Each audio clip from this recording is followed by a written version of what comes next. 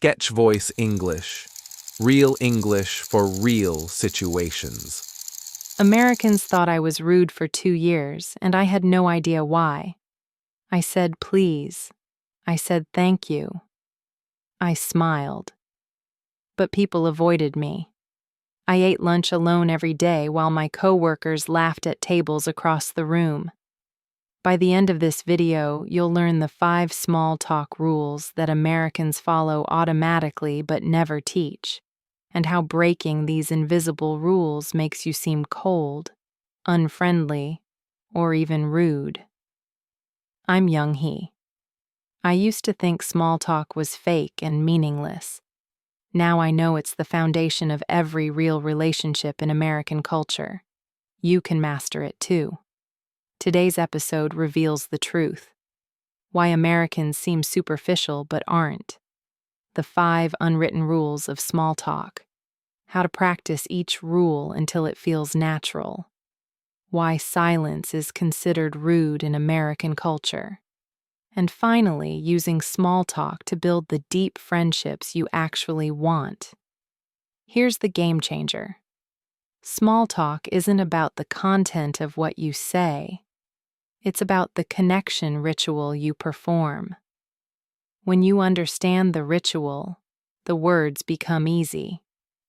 A student went from eating lunch alone every day to being invited to 3 different friend groups in 6 weeks, just by learning these 5 rules.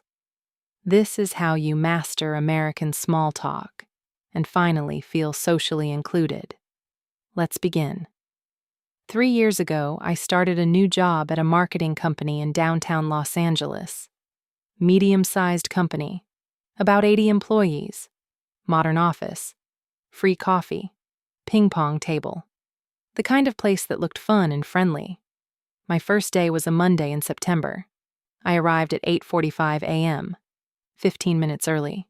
Professional, prepared, ready to make a good impression. I walked into the office. The reception area was bright and open. Several people were already there, standing near the coffee machine, talking, laughing. One woman looked at me and smiled. "Oh, hi. You must be new." "Yes," I said. "I'm Young Hee. Today is my first day. Welcome, I'm Sarah." She gestured to the others. "This is Mike, Jennifer, and Carlos."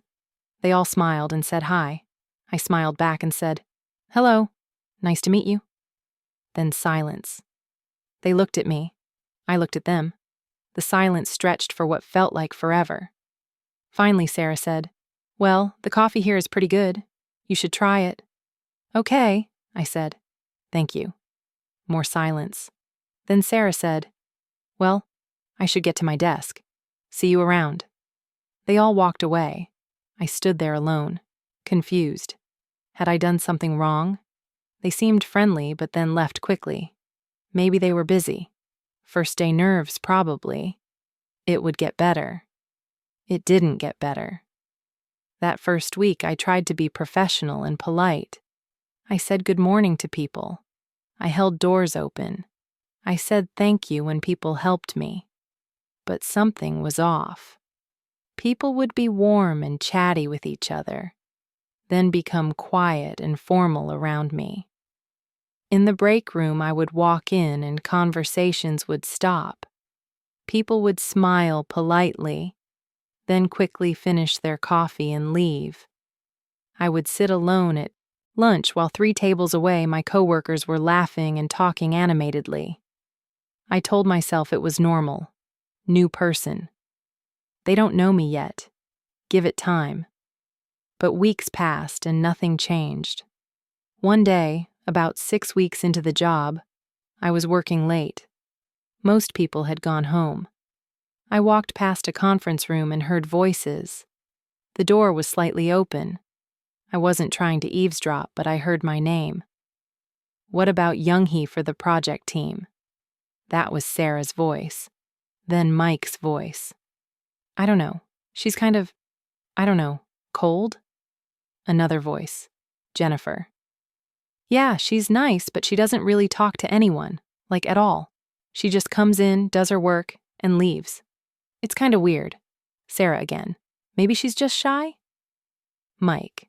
It's more than shy. It's like she doesn't want to connect with people. She seems kind of rude, honestly.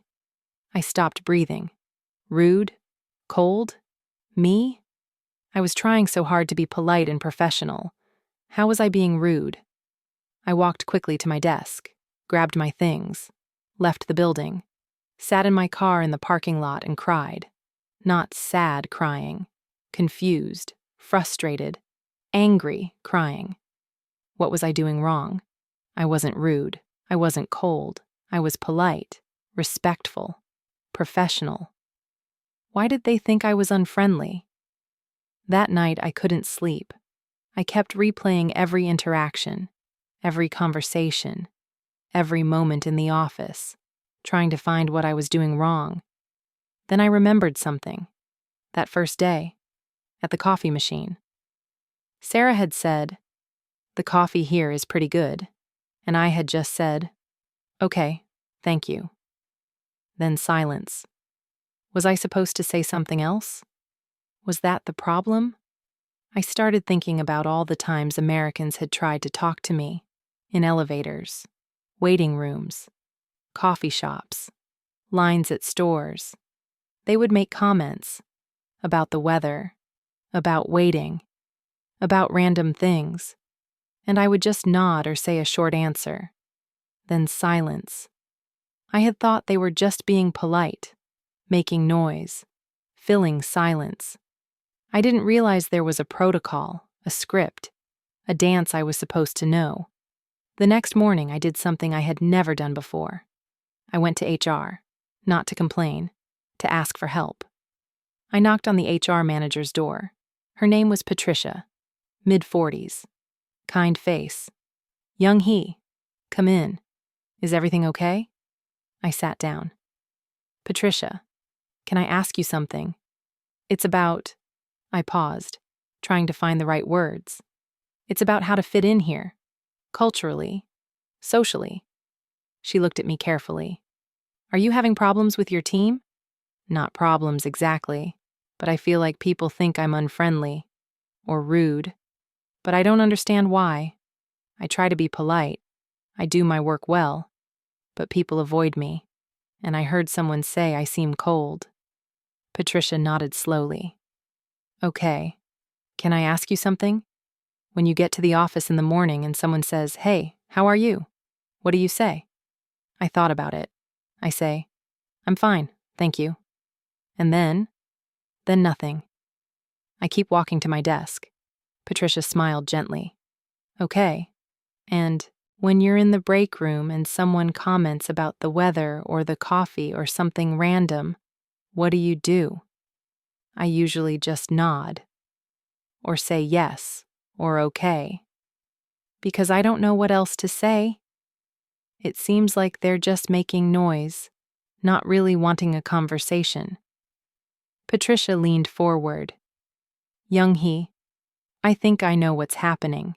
You're not being rude, but you're not following the social protocols that Americans expect. And when you don't follow them, it reads as unfriendly or closed off, even though that's not your intention. I don't understand." "What protocols?" "Small talk," Patricia said. "In American culture, small talk is how we show we're friendly and open to connection. It's not meaningless noise.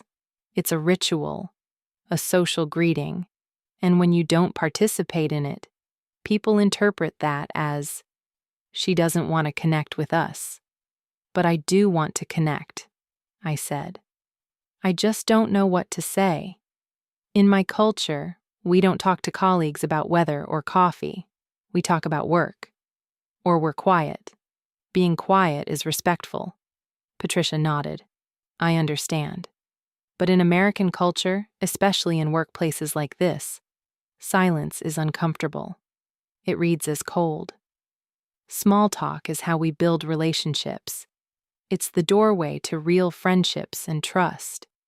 Without it, people don't feel comfortable around you." I felt something click in my mind.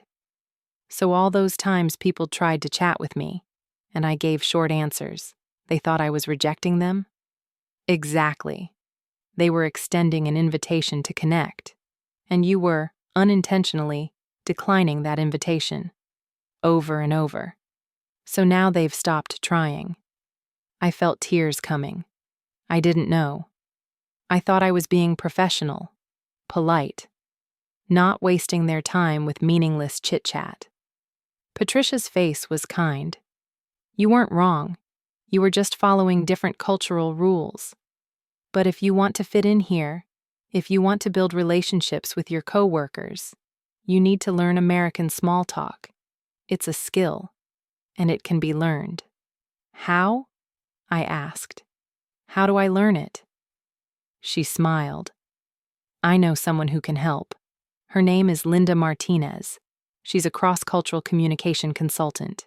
She works with international employees, helping them navigate American workplace culture. Would you like her contact information? I nodded. Yes.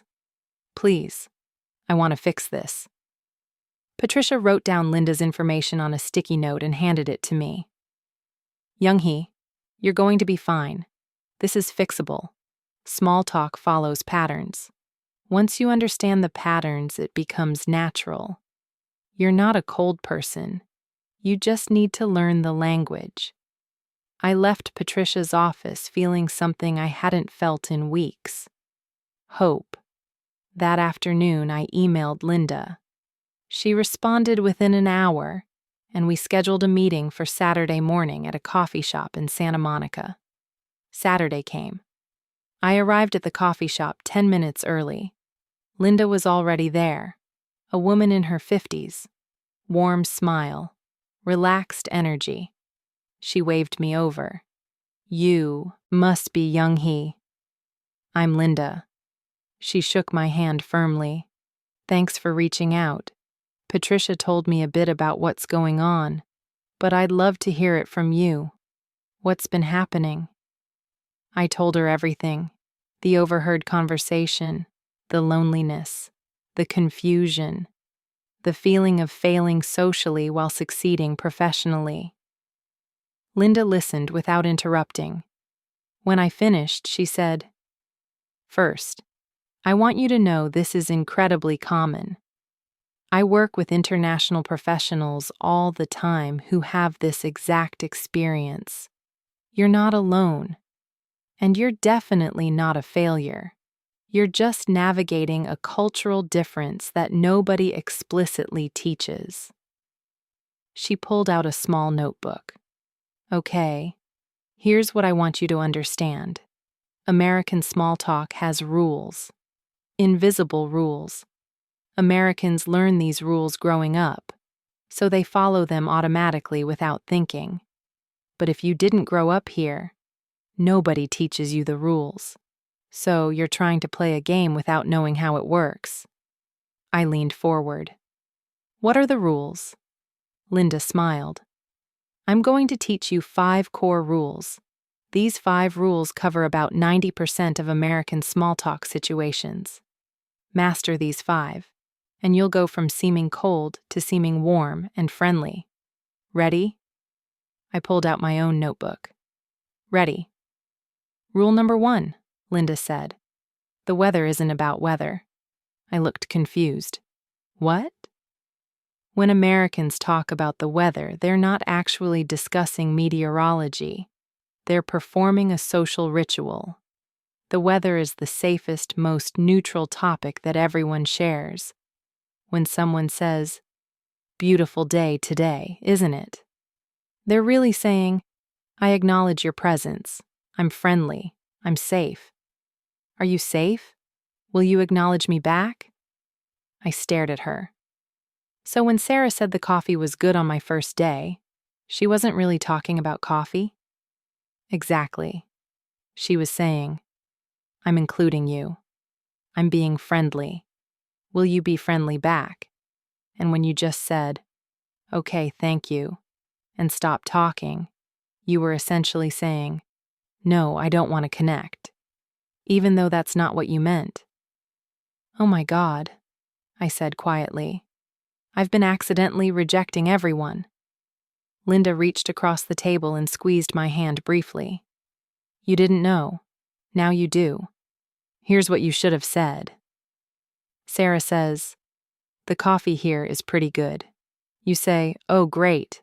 I definitely need coffee this morning. Do you have a favorite? See what that does? It acknowledges her friendliness. It adds a tiny personal detail, I need coffee. And it asks a follow-up question that keeps the conversation going. I was writing frantically. So small talk isn't about the topic. It's about showing willingness to connect? Exactly, Linda said. Americans use small talk as a social thermometer. They're checking, is this person friendly? Are they open? Are they someone I could potentially build a relationship with? If you don't engage in small talk, the answer to all those questions is no. I felt like my entire understanding of American culture was reorganizing in my brain. What's rule number 2? Linda smiled. Rule number 2.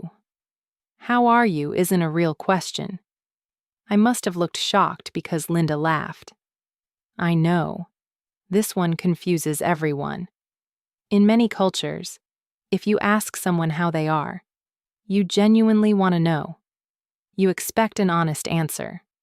But in American culture, especially in casual settings, how are you is just an extended greeting. It's like saying hi. So what do I say? You say good, how are you? Or, I'm well, thanks. How about you? Short, positive, reciprocal. You don't actually tell them how you are. You perform the greeting ritual, then you bounce the question back to them. But what if I'm not good? What if I'm having a terrible day? Unless you're talking to a close friend, you still say you're good. Or you say, I'm hanging in there with a smile, which signals you're not great, but you don't want to elaborate. The ritual isn't about honesty. It's about social smoothness, about making everyone feel comfortable. I wrote this down. This explained so much. I had been answering, how are you honestly? I'm tired. I'm stressed. I'm busy. And people would look uncomfortable and walk away quickly. I thought they didn't care about my answer. But I was breaking the rule. Linda watched me process this. Here's the thing, Young Hee. Once you master the basic small talk ritual, once people feel comfortable around you, then you can have real conversations. Then, how are you becomes a real question, but you have to do the ritual first. Small talk is the doorway. You have to walk through the doorway before you can enter the house. That metaphor made everything clear. Small talk isn't the relationship. It's the entrance to the relationship. Okay, I said. What's rule number 3?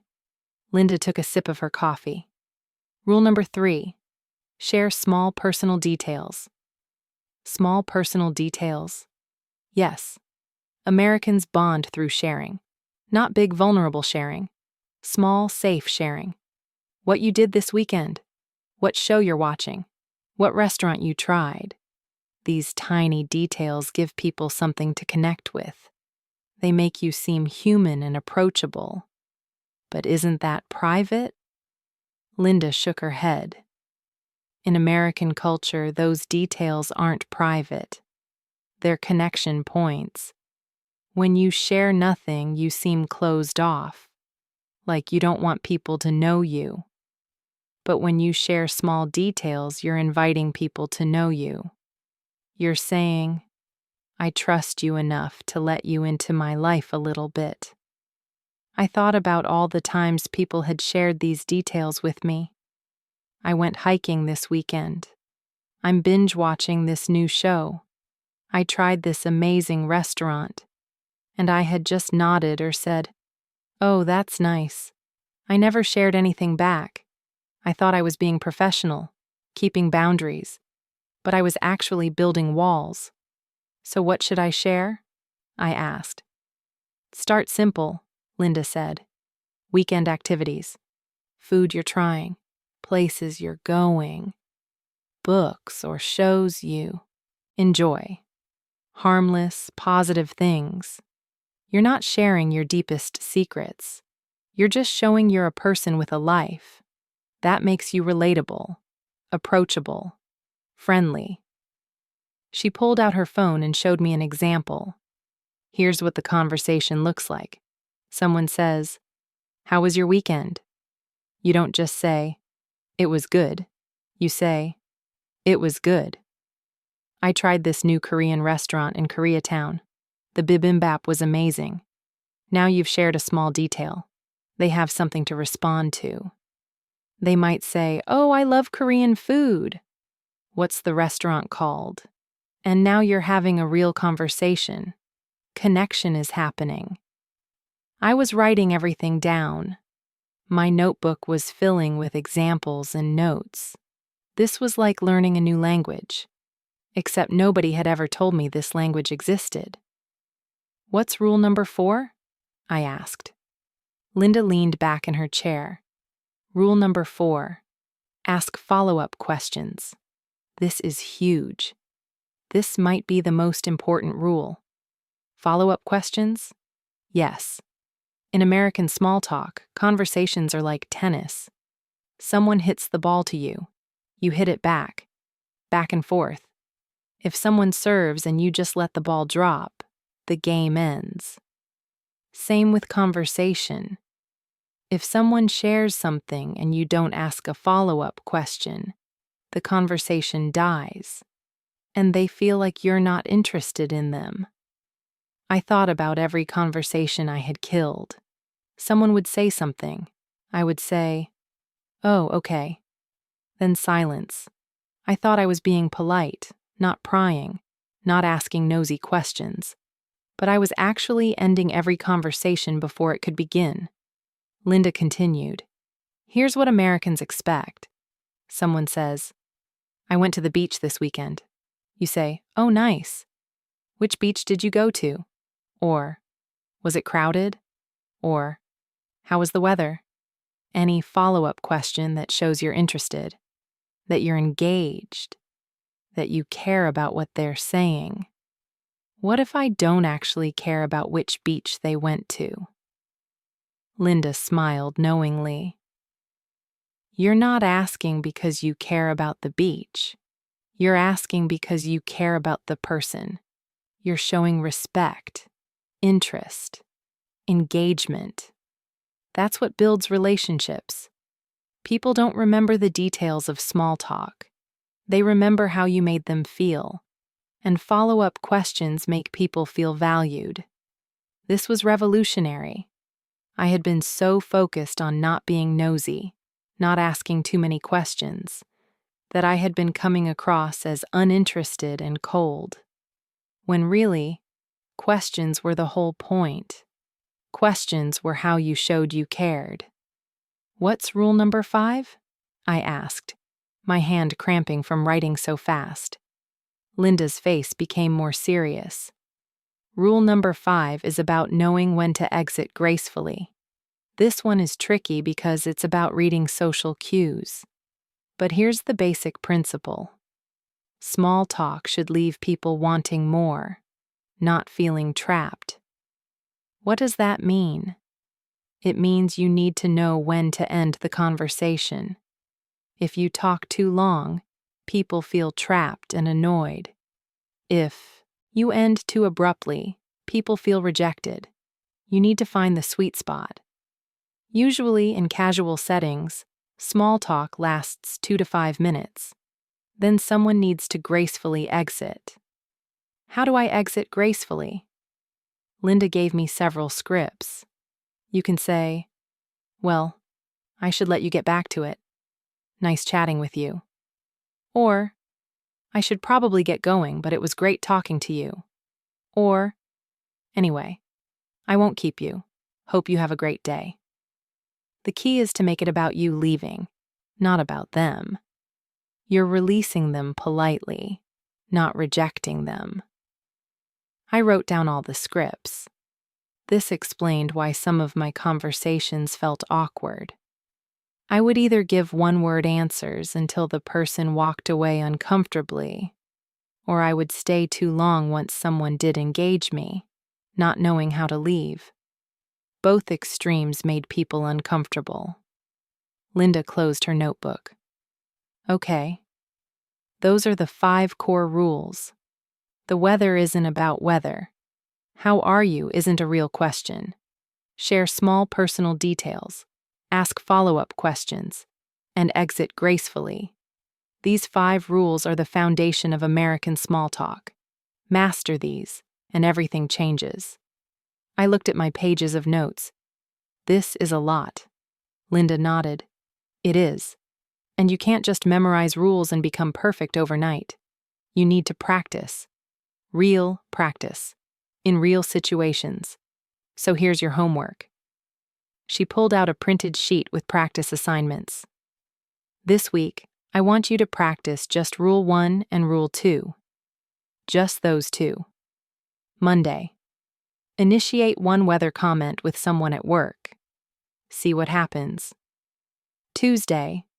When someone asks how you are, give the ritual answer and bounce the question back. Wednesday. Do both. Keep practicing those 2 rules all week until they feel natural. Just 2 rules this week? Just 2. Small talk is a skill like any other skill. You learn it in steps. Trying to do everything at once will overwhelm you and you'll freeze up. So we start small. 2 rules this week. Next week, we add Rule 3. The week after, Rule 4. By week 5, all 5 rules will be integrated into your natural behavior, and your coworkers will notice the difference immediately. I felt nervous and excited. What if I mess up? What if I say something wrong? Linda smiled warmly. You will mess up. Everyone does. Small talk is full of small, awkward moments. That's normal. Americans have awkward small talk moments all the time. The difference is, they don't take it personally. They just laugh it off and try again. You need to give yourself that same permission. Permission to be imperfect. Permission to learn. Permission to be human. I took a deep breath. Okay, I can do this. 2 rules. Weather and how are you? Practice all week. Linda stood up. You've got this, young he. And remember, the goal isn't to be fake or perform a false personality. The goal is to show people who you actually are. You're warm and interesting and kind. But right now, your cultural differences are hiding that. Small talk is just the tool that lets your real self show through. You're not becoming someone else. You're becoming visible. Those words stayed with me. I wasn't becoming someone else. I was becoming visible. Monday morning, I walked into the office with my heart pounding. My first day of small talk practice. I had practiced in my car. I had practiced in my mirror at home. I had reviewed Linda's notes 5 times. I was ready. I walked in at 8:50 a.m. Sarah was at her desk, which was near the entrance. She looked up when I walked in. This was my moment. Rule 1. Weather isn't about weather. It's about connection. I smiled and said, Good morning, Sarah. Beautiful weather today, right? Sarah's eyes widened slightly. Surprise and pleasure. Oh yeah, it's gorgeous. Perfect for walking around lunchtime. That's what Linda had taught me. She engaged. She added detail. Now I needed to keep it going. Just one more line. Oh, that's a great idea. I might do that too. Okay, have a good morning. You too, young he. I walked to my desk. My heart was racing. I had done it. My first successful small talk. Sarah had smiled. Really smiled. Not the polite, tight smile. A real smile. It had worked. Tuesday, I practiced Rule 2. How are you isn't a real question. Mike passed my desk around 10 a.m. Hey, young he, how are you? The old me would have said, I'm busy, or I'm tired, or just fine. But now I knew the script. I'm good, thanks. How about you? Mike looked surprised but pleased. Oh, I'm great. Just grabbing more coffee. Coffee sounds good, I said, channeling Linda's advice to add a small personal response. Yeah, it's definitely a Monday. He laughed. Catch you later. He walked away, but the energy was different. Lighter, warmer. He had actually looked at me. Not through me. At me. By Wednesday, I was combining both rules. Weather comments to acknowledge people. Proper responses to how are you. Small, brief exchanges. Nothing deep, but something. Connection. Visibility. By Friday, I noticed something remarkable. People were starting to initiate small talk with me. Jennifer stopped by my desk mid-afternoon. Hey, Young-hee, how's your day going? Old me would have killed this conversation in one word. Fine. New me knew what to do. Pretty good. Just wrapping up this presentation. How about you? Long week? Jennifer smiled. Yes. I'm so ready for the weekend. Any fun plans? And there it was.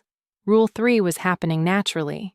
She was asking me to share small personal details. This was my opening. Linda had prepared me for this. I might check out that new art exhibit downtown. I heard it's really interesting. What about you? Oh, that sounds cool. Which museum? The Broad. Have you been there? Yes. Last year. The infinity mirrors are amazing.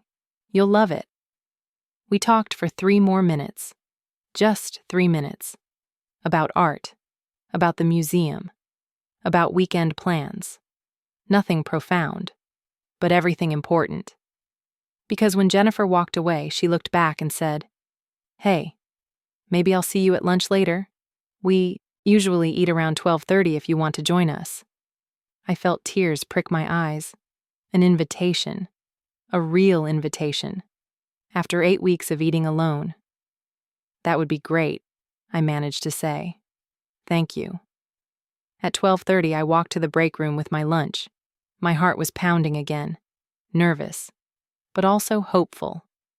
Sarah, Jennifer, Mike, and Carlos were at their usual table. There was an empty chair. Jennifer looked up and smiled.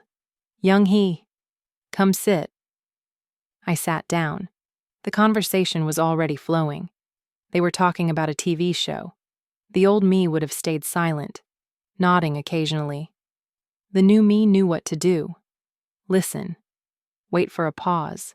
Share a small detail. Ask a follow-up question. Engage. Connect. Participate. When they talked about the show, I said, I haven't seen that one yet. Is it on Netflix? Yeah, Carlos said. It's really good. Kind of a thriller mystery thing. Oh, I love mysteries, I said, sharing a small personal detail. What's it about? And just like that, I was in the conversation, contributing, engaging, belonging. It felt like magic. But it wasn't magic. It was rules, protocol, cultural literacy, skills I had learned and was now applying. The lunch lasted 30 minutes. When it ended, Sarah said, Hey, we usually eat together every day if you want to join us. I would love that, I said. Thank you for including me. That afternoon, I emailed Linda, told her about my week, about the small successes, about the lunch invitation, about feeling like I was finally becoming visible. She responded within an hour. Young-hee, I'm so proud of you. This is exactly how it works. Small, consistent steps. You're not doing anything fake. You're just learning to communicate in a new cultural context. Keep practicing. By next week, we'll add Rule 3. You're doing great. I saved that email. Read it 3 times. Because for the first time in 8 weeks, I felt hope. Real hope. I wasn't cold. I wasn't rude. I had just been culturally lost, and now I was finding my way. But I also knew this was just the beginning. I had learned 2 rules. I had 3 more to master. And then the real test would come. Could I do this not just with my immediate team, but with the whole company? Could I do this under pressure? Could I make small talk feel natural instead of rehearsed? The answers to those questions would come in the weeks ahead. But right now, sitting at my desk on Friday afternoon, feeling included for the first time in 2 months, I knew one thing for certain. Small talk wasn't small at all. It was everything. It was the language of belonging, the currency of connection, the doorway to every real relationship, and I was finally learning to speak it. The following Monday, I met Linda again at the same coffee shop in Santa Monica. I was excited to tell her about my progress, about the lunch invitations, about feeling included for the first time in 2 months. Linda listened with a warm smile. "That's wonderful, Young-hee. You mastered the first 2 rules quickly. You're ready for rule 3. But I need to warn you, this one is trickier. This is where most people either share too much or too little. Finding the balance is the key." She opened her notebook to a fresh page. Rule 3. Share small personal details. Last week, when Jennifer asked about your weekend plans and you mentioned the art museum, that was perfect. You shared something real about yourself, something that gave her a connection point. But you didn't overshare. You didn't tell her your whole life story. You gave her just enough. Just enough? Linda nodded. Think of personal sharing like opening a door. You don't throw the door wide open immediately. That's overwhelming and uncomfortable. But you also don't keep the door completely closed. That's cold and unwelcoming.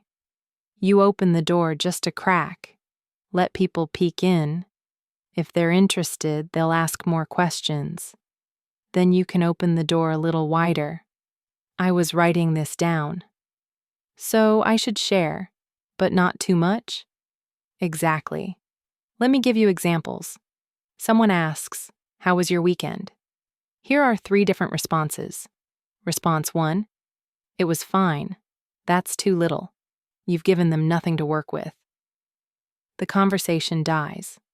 Response 2, "It was good. I went to the art museum and saw this amazing exhibit." That's perfect. You've shared a detail. They can ask follow-up questions if interested. Response 3, "It was terrible. My car broke down.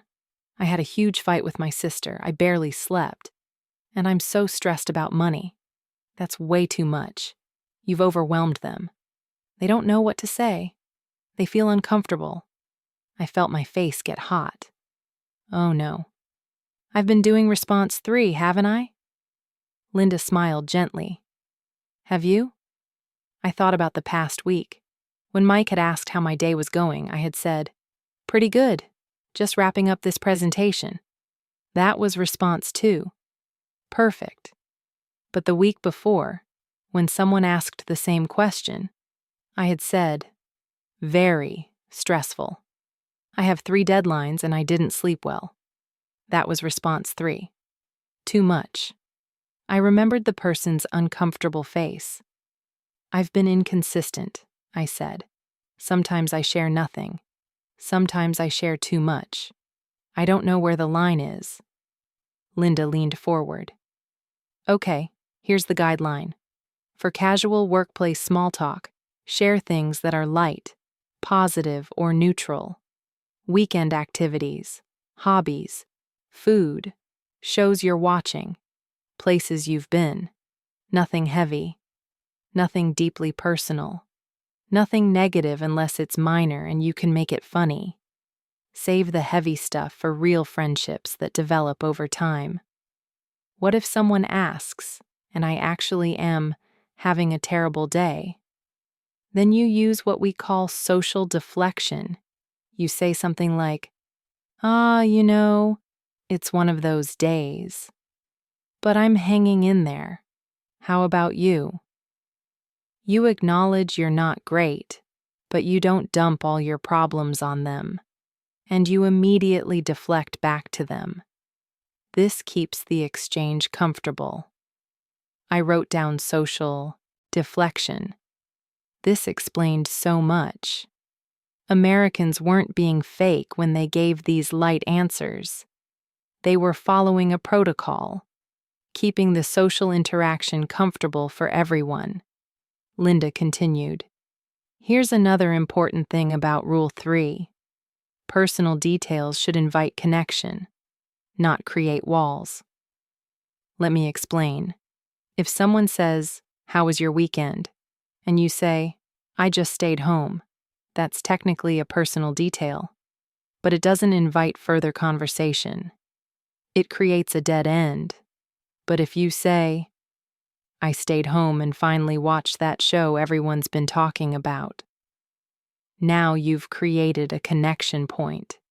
People can respond to that. So I should share details that give people something to talk about? Yes. You're not sharing to dump information. You're sharing to create bridges, to give people ways to connect with you. Think about what you share as gifts. You're giving people little gifts of connection opportunities. This metaphor clicked. Small talk wasn't about the information. It was about creating opportunities for connection. Every small detail was an invitation. Hey, here's something about me. Want to connect on this? Linda pulled out a practice sheet. Okay, let's practice. I'm going to ask you some common small talk questions. You give me response, 2 answers. Not too little, not too much. Just right. Ready? Ready? How was your weekend? I thought carefully. It was great. I tried a new hiking trail in Griffith Park. The views were amazing. Linda smiled. Perfect. You shared an activity, a location, and a positive detail. Now I can ask, "Oh, which trail?" Or, "Do you hike often?" Or, "I love Griffith Park." You've given me multiple connection points. Next question. Did you watch the game last night? This one was trickier. I didn't watch it. But instead of just saying no and ending the conversation, I tried to create a bridge. No, I missed it. Who won? I've been meaning to follow the season more. Excellent, Linda said. You admitted you didn't watch, but you asked a follow-up question and expressed interest. That keeps the conversation alive. You didn't pretend to know about something you don't know, but you also didn't shut down the conversation. Next question. What did you do for lunch? I went to that Thai place on 3rd Street. The pad Thai was so good. Great. Specific detail, positive tone, creates an opportunity for them to say they love that restaurant or ask for a recommendation. You're getting this. One more. Tell me about yourself. I froze. That question terrified me. It was too open, too big. What was I supposed to say? Linda saw my panic. This is a hard one because it's so broad. Here's the trick. Pick 2 or 3 safe facts that give people connection points. For example, well, I moved to LA from the Bay Area about 6 months ago. I work in marketing. And I love trying new restaurants around the city. See? 3 facts. Where you're from, what you do, and a hobby. That gives people multiple ways to connect with you. I practiced that one 3 times until it felt natural. Linda made me practice various versions, adjusting based on context. Professional settings versus casual settings. First meetings versus repeated interactions. Each context had slightly different protocols. After an hour of practice, Linda gave me my homework. This week, focus on Rule 3. Share small personal details in every small talk interaction. Practice opening that door just a crack. And pay attention to how people respond. When you share something, do they ask follow-up questions? Do they share something back? That tells you your sharing level is appropriate. What if I overshare again? Linda smiled. Then you'll notice people getting uncomfortable and you'll calibrate. That's how you learn. Through feedback. Just remember, in American workplace culture, we start light and gradually go deeper as relationships develop. You don't trauma dump on acquaintances. You share small, safe details until trust builds. I left that meeting with a clear mission. Rule 3. Small personal details. Just enough, not too much. Create bridges. Monday morning, I implemented immediately.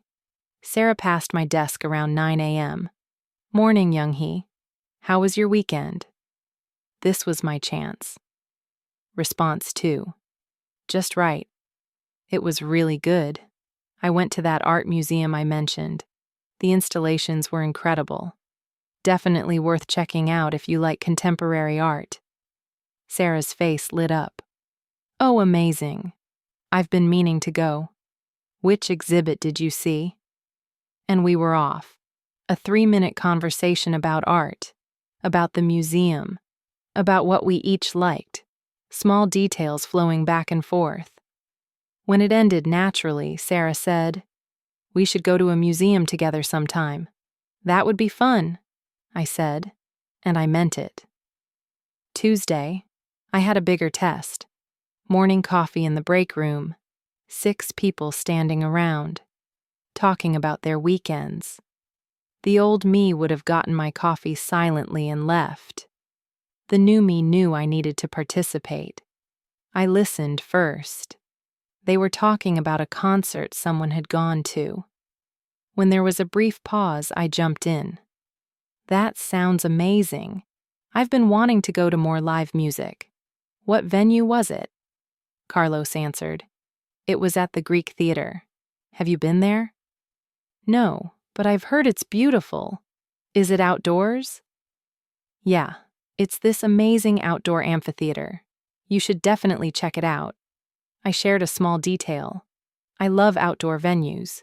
The atmosphere is so different from indoor concerts. Jennifer nodded enthusiastically. Right?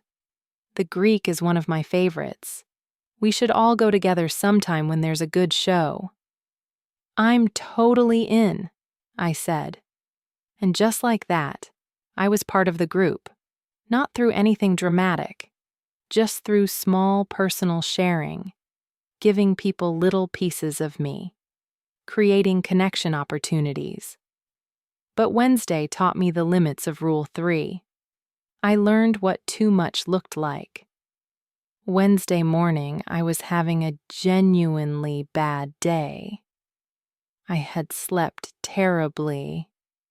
My apartment had flooded slightly due to a plumbing issue. I was stressed about a work deadline. I was tired and frustrated and overwhelmed. Mike came by my desk. "Hey, Young-hee, how's it going?" And I made a mistake. I forgot Linda's advice about social deflection. Instead, I dumped everything. Honestly, pretty terrible. My apartment flooded last night because of a pipe issue. I was up until 2 a.m. dealing with it. My landlord is being difficult about repairs. I barely slept. And I have this huge presentation on Friday that I'm nowhere near ready for. I'm so stressed I can barely think straight. Mike's face went from friendly to uncomfortable. His smile froze. He didn't know what to say. "Oh, wow. That sounds, really tough. I hope it, gets better." Then he left. Quickly, almost fled. And I realized what I had done. I had opened that door way too wide. I had overwhelmed him. It was too much. Too negative. Too heavy for a casual workplace interaction. I felt my face burn with embarrassment. I had done exactly what Linda warned me not to do. Response 3. Way too much. At lunch, I sat with Sarah, Jennifer, Mike, and Carlos. But the energy with Mike was different.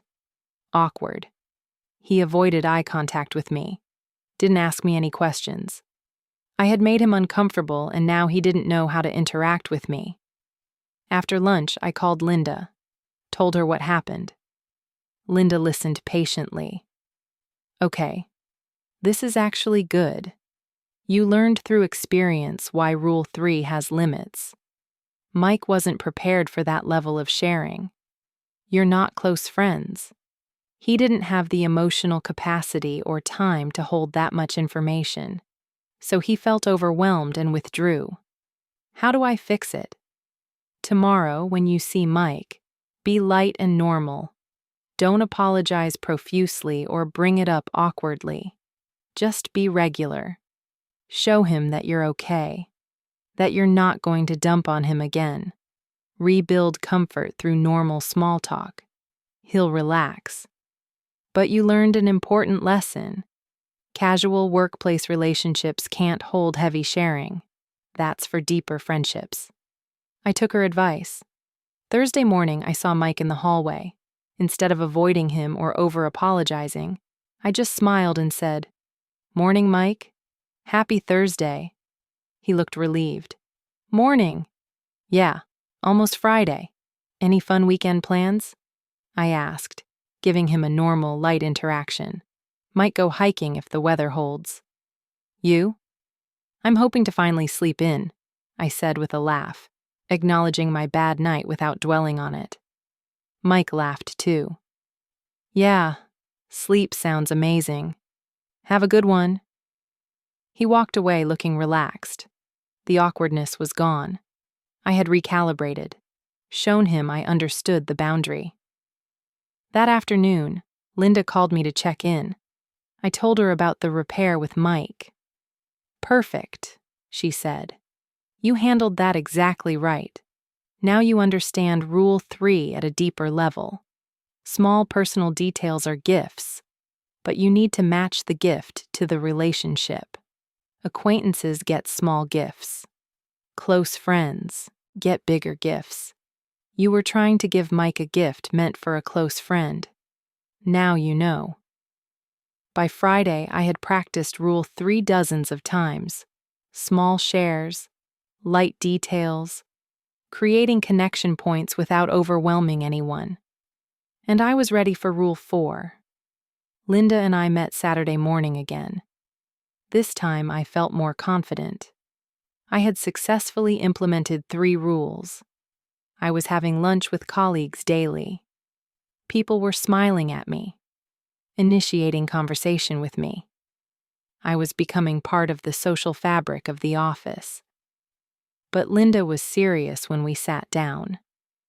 Rule 4 is critical, young he. This is the rule that separates people who can small talk from people who can build relationships through small talk. Are you ready? I nodded. Ready.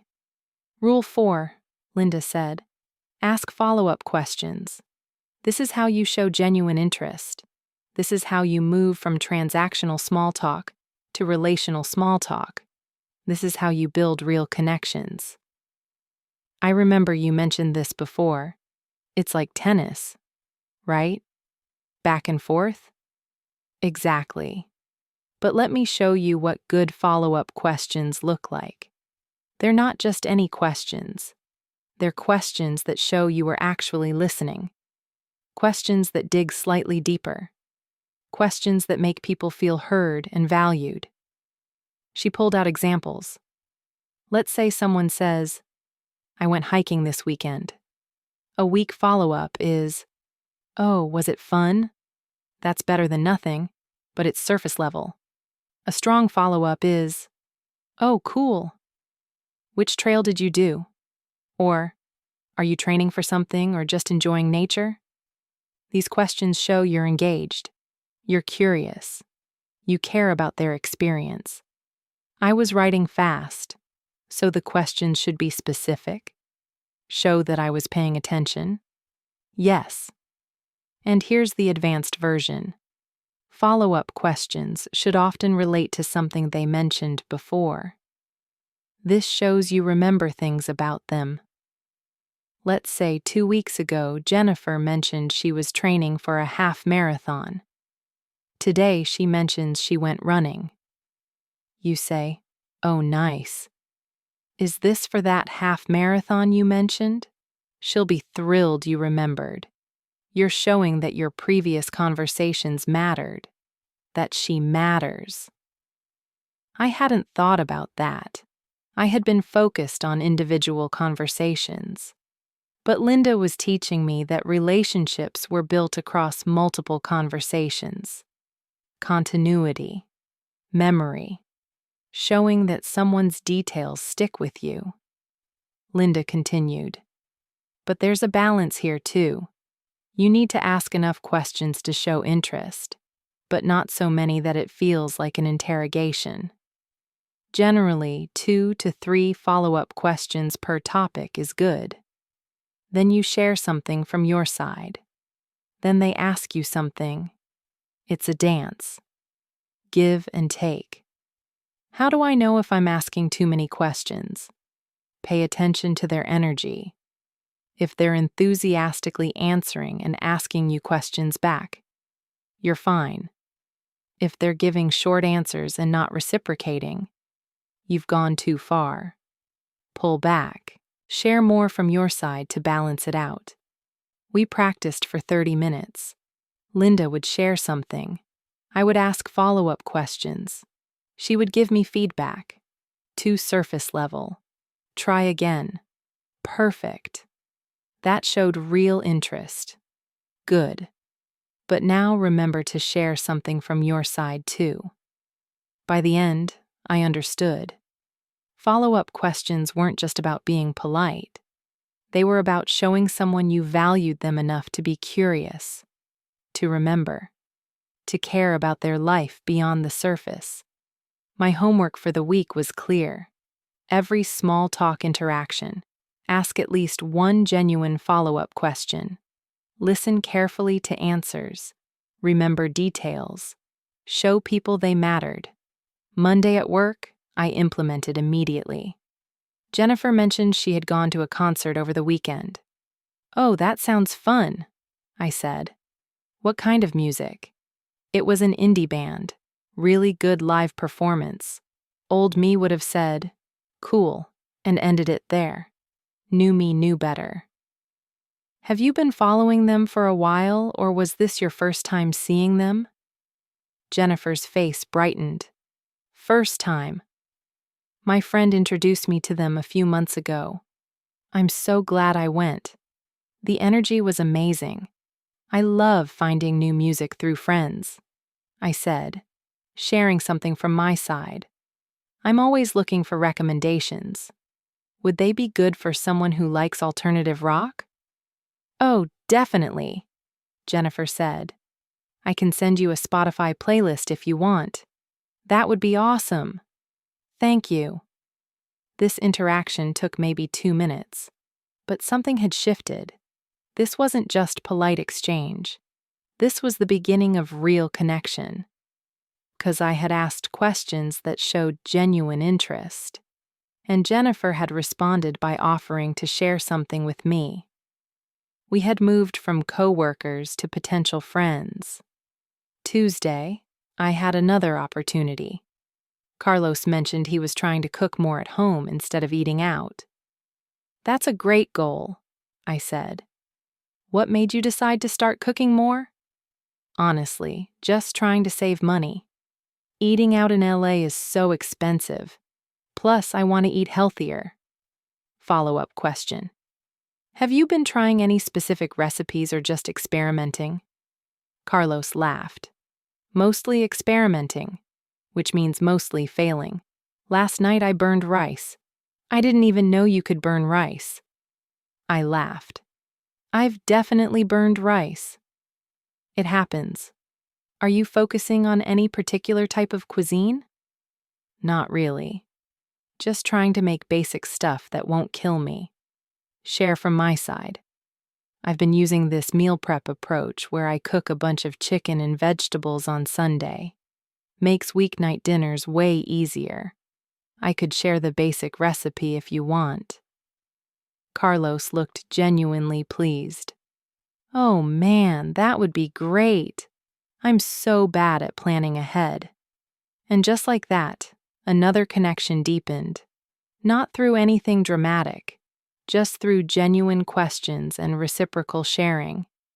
But Wednesday taught me the other side of Rule 4, the danger of not asking any questions at all. I was having coffee in the break room. Sarah was there. She started telling me about a difficult project she was working on, a challenging client, tight deadline, stressful situation. Old me would have just nodded sympathetically and said, "That sounds hard," then gone back to my desk. But I had been practicing follow-up questions. So I asked, "What's making the client so difficult to work with?" Sarah appreciated the question. I could see it in her face. Someone was actually interested in her experience. She explained the situation, the client's changing requirements, the lack of clear communication, the pressure from her manager. I asked another follow-up. How is your manager handling it? Is she supporting you or adding to the stress? Sarah's expression changed. Relief. Validation. A little bit of both, honestly. She wants to keep the client happy, which I get. But it means I'm stuck in the middle trying to please everyone. That sounds really tough, I said. Have you been able to push back at all or set any boundaries? We talked for 15 minutes, much longer than usual small talk. Because I had asked genuine follow-up questions, Sarah felt safe sharing more. The conversation went deeper, and when it ended, Sarah touched my arm briefly and said, "Thanks for listening, Young Hee. That actually really helped." I walked back to my desk feeling something new. This wasn't just small talk anymore. This was real connection, real friendship beginning, because I had shown up with genuine curiosity and interest. Thursday, I noticed something remarkable. People were starting to seek me out for conversations. Jennifer stopped by my desk to tell me about a good restaurant she'd tried. Carlos asked my opinion on a work problem. Mike invited me to join a group going to happy hour after work Friday. This wasn't just me initiating small talk anymore. People were initiating with me. Because I had shown through consistent follow-up questions that I was genuinely interested in them, that I remembered details about their lives, that I valued them. Friday after work, I went to the happy hour. 7 of us from the office. Casual bar. Drinks and appetizers. The old me would have sat quietly, maybe answered when directly asked a question. The new me was different. I asked Carlos about his cooking adventures. He had tried the meal prep idea I suggested. It had gone reasonably well. I asked Sarah how her difficult project ended up. It had worked out okay. The client was finally happy. I asked Mike about his hiking plans. He had found a great new trail. And throughout the evening, they asked me questions too. About my weekend plans. About my background. About my life before LA. The conversation flowed. Back and forth. Questions and answers. Sharing and curiosity. Connection building naturally. At the end of the evening, as we were leaving, Jennifer walked with me to the parking lot. "Can I tell you something?" she said. "Of course. When you first started, I thought you didn't like us. You seemed so closed off. But now, I don't know. You're different. You're actually really fun to talk to. I'm really glad you started joining us for lunch and stuff." I felt emotional. Thank you. That means a lot. I realized I was giving off the wrong impression before. I was trying to be professional, but I was actually just being closed off. Jennifer smiled. Well, you're definitely not closed off now. I feel like I'm getting to know the real you. And I like the real you. We hugged briefly, and I realized this was it. This was what Linda meant. Small talk wasn't about the weather or the coffee or any of the surface content. It was about creating safety, creating opportunities, creating bridges. And when you mastered it, those bridges led to real friendships. Saturday, I met Linda one final time. I told her about the week, about the deeper conversations, about the happy hour, about Jennifer's comment. Linda had tears in her eyes. Young-hee, I'm so proud of you.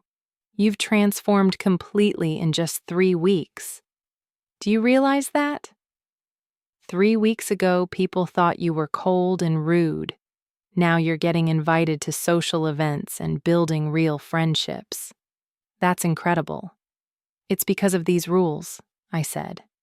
They gave me a map, a way to navigate something I was completely lost in before.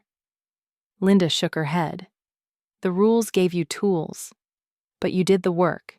You practiced. You took risks. You made mistakes and learned from them. You showed up authentically. The rules are just a framework. You brought yourself to it. I have one more rule to learn, I said. Rule 5. Knowing when to exit gracefully. Linda smiled. Yes, and that one is the subtlest, because it's about social awareness and reading cues. But you're ready. You've proven you can learn these skills. Let's talk about Rule 5. She opened her notebook to the last section. Rule 5. Exit gracefully. This is about timing and courtesy. Small talk should feel pleasant, not draining. You need to know when to end the conversation so both people walk away feeling good. Too short, and it feels abrupt or rude. Too long, and it feels like you've trapped them.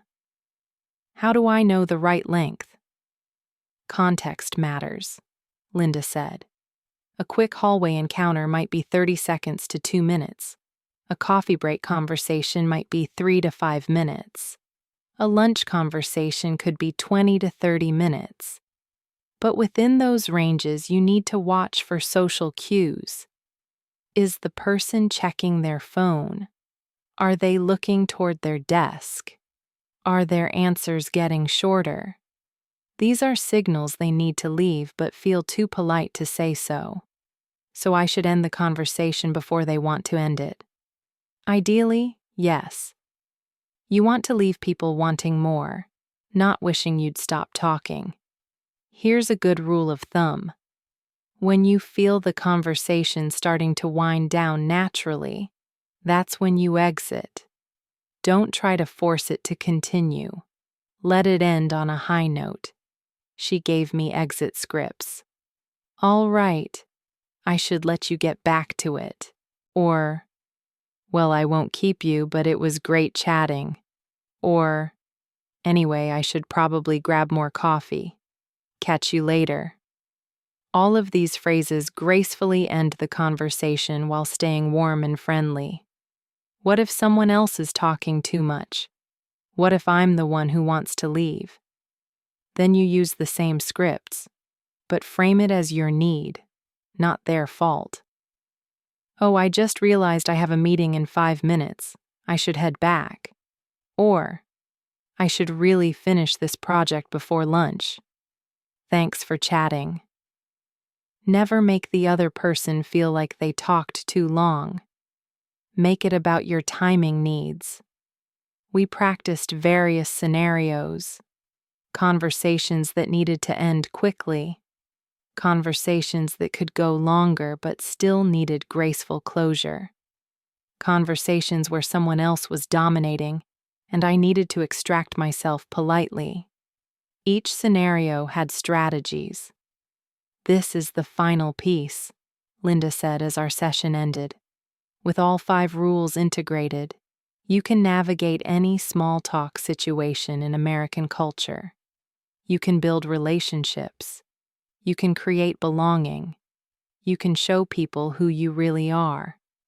And that's what this was always about. Not becoming someone else. Just becoming visible in a new cultural context. I hugged Linda. Thank you. You changed my life. I was so lost. And now I feel like I understand how this works.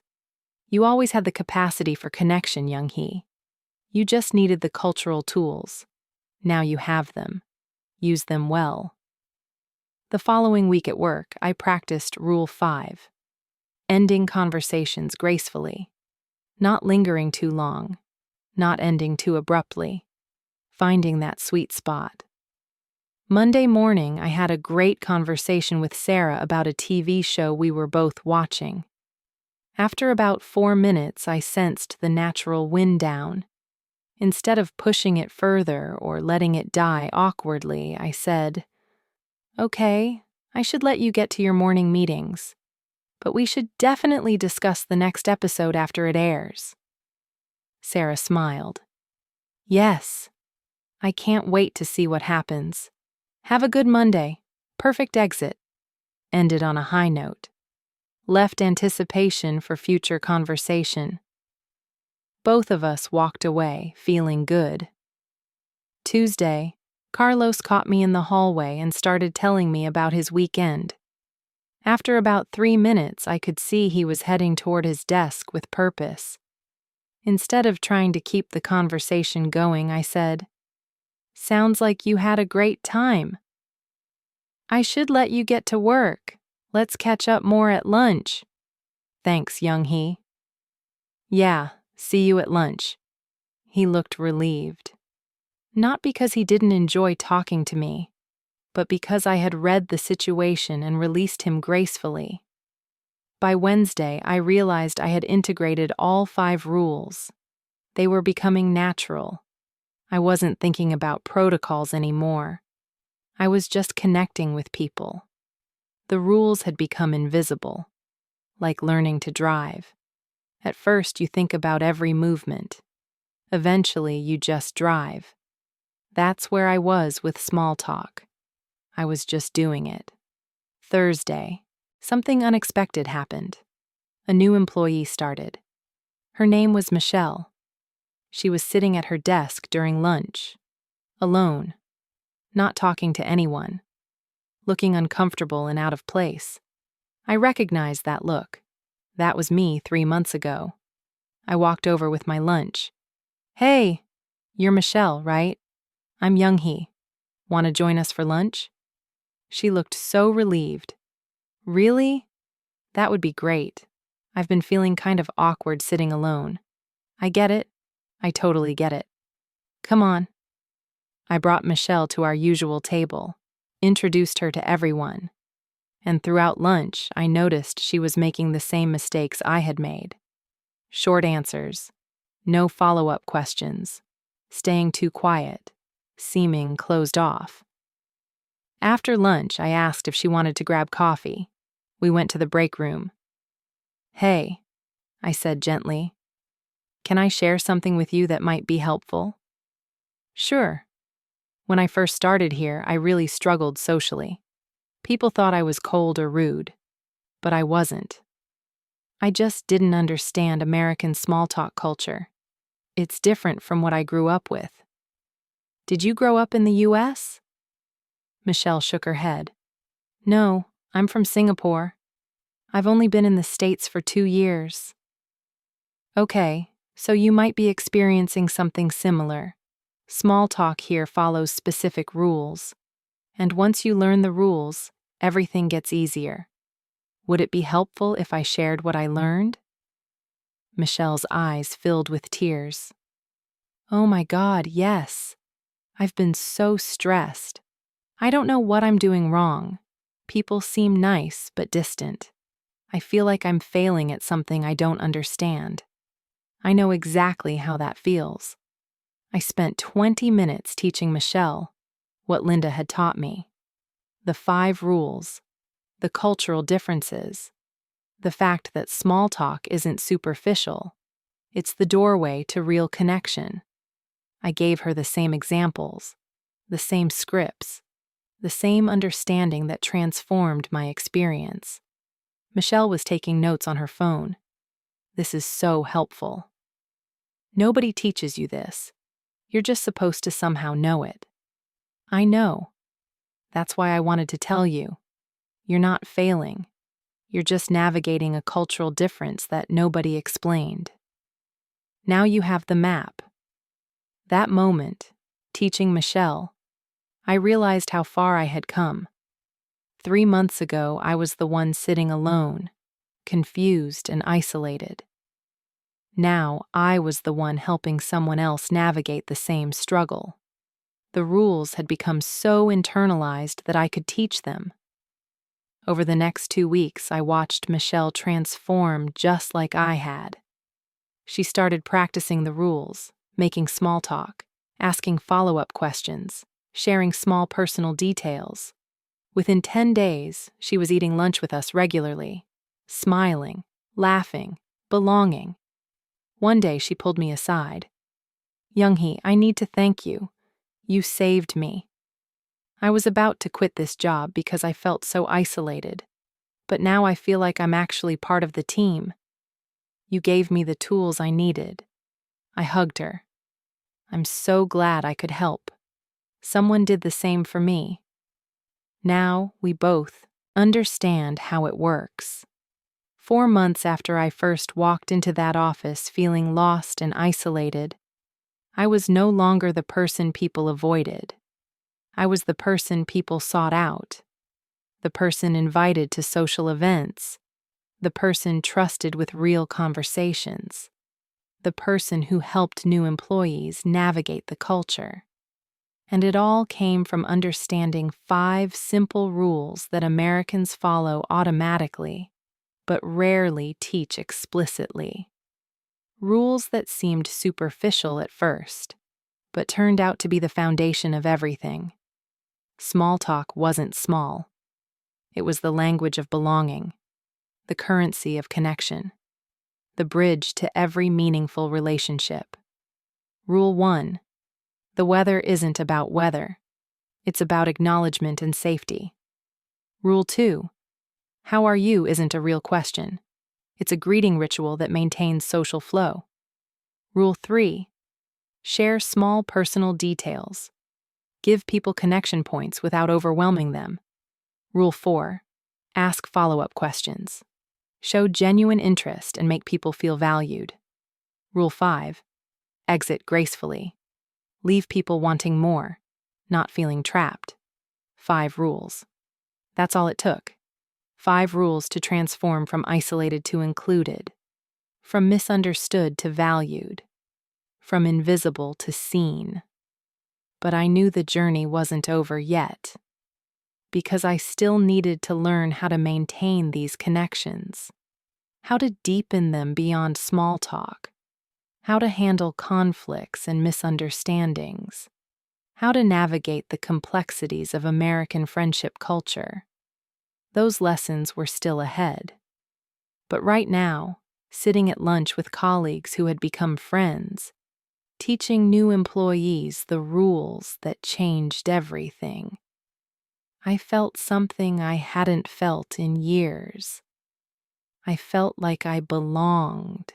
6 weeks after learning the 5 small talk rules, I felt confident, almost too confident. I could navigate hallway conversations, coffee break chats, lunch discussions. I had gone from eating alone to being part of a regular lunch group, from isolated to included, from invisible to seen. But I hadn't been tested yet. Not really. All my small talk had been in safe, familiar contexts, with people I saw every day, in predictable situations. That was about to change. On a Monday afternoon in early November, my boss sent a company-wide email. Annual holiday party, December 10th. Evening event at a rented venue downtown. Cocktails, dinner, awards ceremony. Attendance strongly encouraged. My stomach dropped. A party. With the entire company. 60 people. Many I had never met. In a social setting where I would be expected to mingle, to make conversation with strangers, to navigate complex group dynamics. This was completely different from small talk with 5 coworkers I knew. This was advanced level social navigation, and I wasn't sure I was ready. That evening, I called Linda. I hadn't talked to her in 3 weeks. I had been managing fine on my own, but this party terrified me. Linda listened to my anxiety. Then she said something that surprised me. "Young-hee, this is perfect timing. You've mastered basic small talk. Now you need to learn advanced small talk, party situations, multiple conversations, entering and exiting group discussions, meeting new people, building your professional network. These are higher-level skills, but they follow the same core rules you already know. So I can do this?" You can absolutely do this. But you need to understand something about American social culture, especially in professional settings. Americans build wide networks before building deep friendships. They value having many connections, even if those connections are relatively surface level. The party is where you build that wide network. I was writing this down. Wide networks before deep friendships. That was different from what I expected. I thought Americans wanted to be best friends with everyone immediately. Linda laughed. No. Actually, Americans are quite strategic about relationships. They cast a wide net first, meet lots of people, have lots of pleasant but surface-level interactions. Then over time, a few of those connections naturally deepen into real friendships. But the wide network comes first. The party is where you add to your network. So my goal isn't to make best friends at the party. No. Your goal is to have 10 to 15 pleasant, brief conversations. Make a good impression. Give people a positive association with your name. Then follow up with people afterwards. The party is just the beginning, not the whole relationship. This reframed everything. I had been thinking I needed to have deep, meaningful conversations with everyone, but that wasn't the goal. The goal was breadth, not depth. Many light connections, not a few intense ones. Linda continued, "Let me teach you party-specific strategies. First, the entrance strategy. When you arrive, don't immediately find your safe group of coworkers and stay there all night. That defeats the purpose. Spend the first 30 minutes circulating. Talk to people you don't know well. Use the 5 rules. Then you can settle with your comfortable group later. What do I say to people I don't know? Use context-based openers. Comment on the venue, the food, the event itself. These are safe, neutral topics everyone shares. For example, this venue is beautiful. Have you been here before? Or, the appetizers look amazing. Have you tried any yet? These create easy entry points into conversation. I was writing frantically. Linda gave me more strategies. The 3-minute rule. At a party, conversations should be shorter than normal workplace chats. About 3 minutes. Then you gracefully exit and move to the next conversation. This lets you meet more people without getting trapped in any single conversation. The group joining strategy. If you want to join a group that's already talking, stand near them. Make eye contact. Smile. Wait for a pause. Someone will usually make space and include you. If not after a minute, move to a different group. Don't force it. The business card exchange. At professional events, exchanging business cards is common, but don't just hand your card and walk away. Have a brief conversation first. Then say, "I'd love to stay in touch. Can I give you my card?" This makes the exchange feel personal, not transactional. The exit line for parties. When you're ready to leave, don't sneak out. Say goodbye to your host or boss. Thank them for the event. Mention something specific you enjoyed. This leaves a positive final impression. By the time we finished, I had 3 pages of notes: party strategies, conversation starters, exit lines, ways to navigate group dynamics. I felt more prepared but still nervous. This would be my biggest small talk challenge yet. The next 3 weeks, I prepared. I practiced conversation starters in my mirror. I reviewed the 5 rules daily. I observed how Americans interacted at a coffee shop networking event I attended specifically to practice. I was treating this party like an exam I needed to pass. December 10th arrived. The party started at 6 p.m. I arrived at 6:15. Not too early, not too late. Strategic timing. The venue was beautiful. A modern event space with floor-to-ceiling windows overlooking downtown LA. About 40 people had already arrived, groups of 3 to 5 standing around with drinks, background music playing, professional but festive atmosphere. I took a deep breath. Entrance strategy. Don't go straight to my safe group. Circulate first. Meet new people. Build the network. I grabbed a drink from the bar. Then I looked around for an opportunity. I saw a group of 3 people near the windows. One of them made eye contact with me and smiled. That was my opening. I walked over. Smiled. This view is incredible, isn't it? The woman who had smiled at me responded immediately. Right? I've been staring at it for 10 minutes. I'm Rachel, by the way. I'm in accounting. Young-hee, marketing. Nice to meet you. The other 2 people introduced themselves. Tom from IT, Angela from HR. We talked about the venue, about the food, about how nice it was that the company did these events. Basic small talk, following all 5 rules. 3 minutes later, I used an exit line Linda had taught me. Well, I should mingle a bit more, but it was really nice meeting you all. You too, Rachel said. See you around the office. First conversation. Success. Pleasant. Professional. Brief. I had made 3 new connections. I moved to the next group. Used a food-based opener. These appetizers are amazing. Have you tried the spring rolls? 20 minutes in, I had talked to 12 people. Quick conversations. Names I would probably forget by tomorrow, but faces I would remember. Positive impressions. Building the wide network Linda had described. Then I made my first mistake. I approached a group of 4 people who were deep in conversation.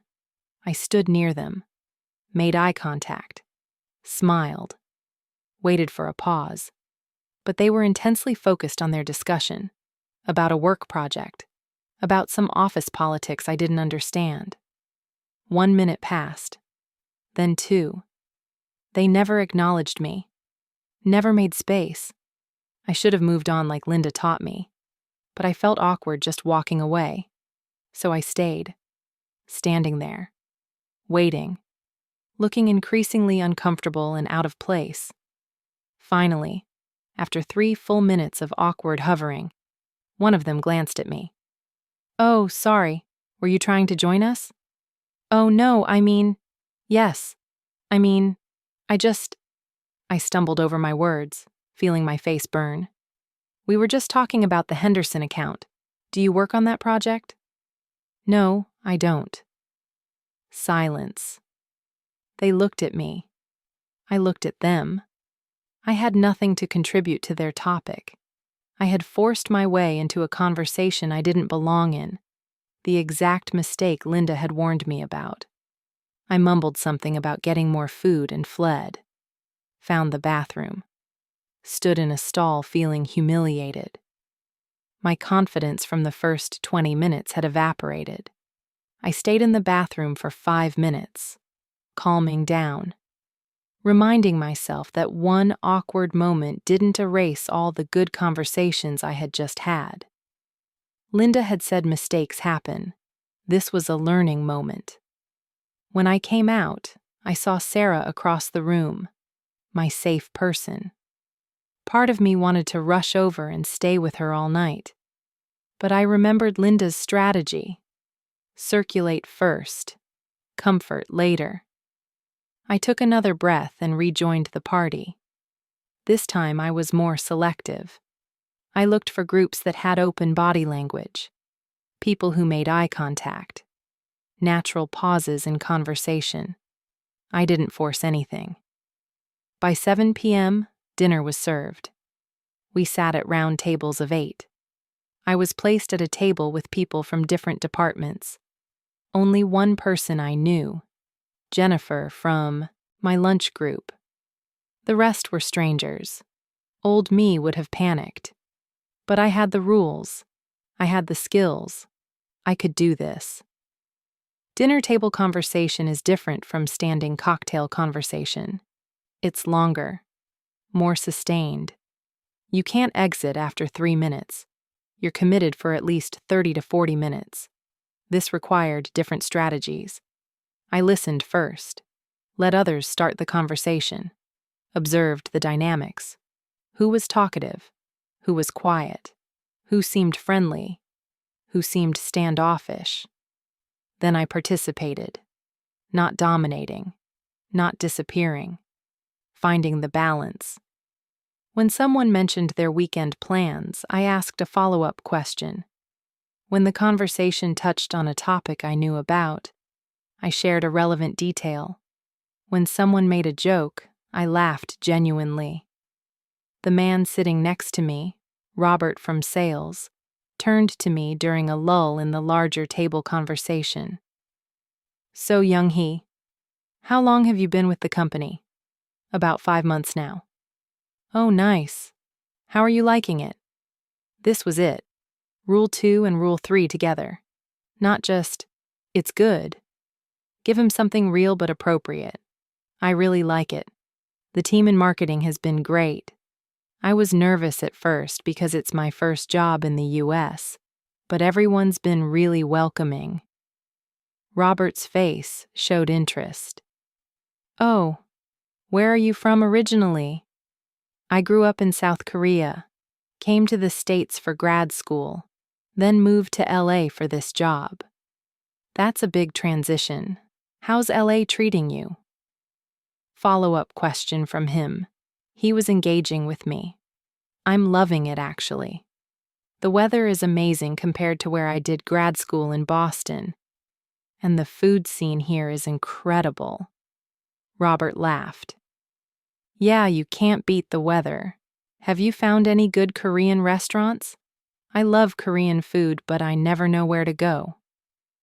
Oh, yes. There's this place in Koreatown called Park's BBQ. Absolutely incredible. You should check it out. I'm definitely going to. Thanks for the recommendation. We talked for another 5 minutes. About food. About LA. About his experience in sales. Light topics. Friendly tone. Building connection. By the end of dinner, Robert said, Hey, we should grab coffee sometime. I'd love to hear more about your transition to the States. I'm always curious about international employees' experiences. I'd really like that, I said, genuinely meaning it. We exchanged business cards. A real connection had formed. Not a deep friendship, but a positive professional relationship, an addition to my network. After dinner came the awards ceremony. Boring speeches, employee recognitions. I zoned out a bit, but I applauded at appropriate times, laughed at the CEO's jokes, participated in the group experience. Then came the post-awards mingling. This was the dangerous time. People had been drinking for 3 hours. Conversations got louder. Boundaries got fuzzier. This is where social mistakes multiplied. I rejoined my comfortable group. Sarah, Jennifer, Mike, Carlos. We talked about the dinner, about the awards, about how long we had to stay before it was acceptable to leave. Normal, easy conversation with people I knew. But then something happened that taught me a crucial lesson about American workplace culture. A woman from another department, clearly drunk, came over to our group. Her name was Stephanie. I had never talked to her before. She was loud, overly friendly, invading personal space. "Oh my God, you guys are having so much fun over here. Can I join you?" Before anyone could answer, she inserted herself into our circle, started talking loudly about how much she loved everyone, how this was the best company ever, how she was so grateful to work here. Everyone in our group looked uncomfortable, tight smiles, brief responses, body language pulling away. But nobody told her to leave. Nobody was direct. They just endured. After about 5 minutes of this, Stephanie focused on me. "I don't think we've met. What's your name?" "Young-hee," I said. "Young-hee. That's beautiful. I love meeting international people. Where are you from?" "I'm from South Korea." Stephanie's volume increased even more. "Oh my God, I love Korea. I've always wanted to go. Do you speak Korean?" "Yes, I do." "Say something in Korean. Come on, say something." Everyone in our group looked mortified. I felt trapped. This was not normal small talk. This was uncomfortable.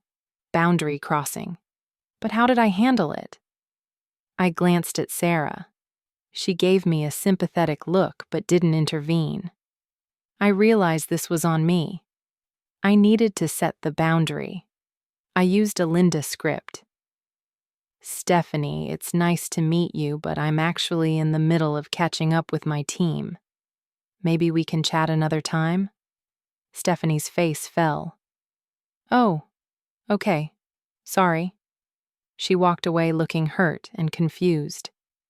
The moment she left, Mike said quietly, "Thank you."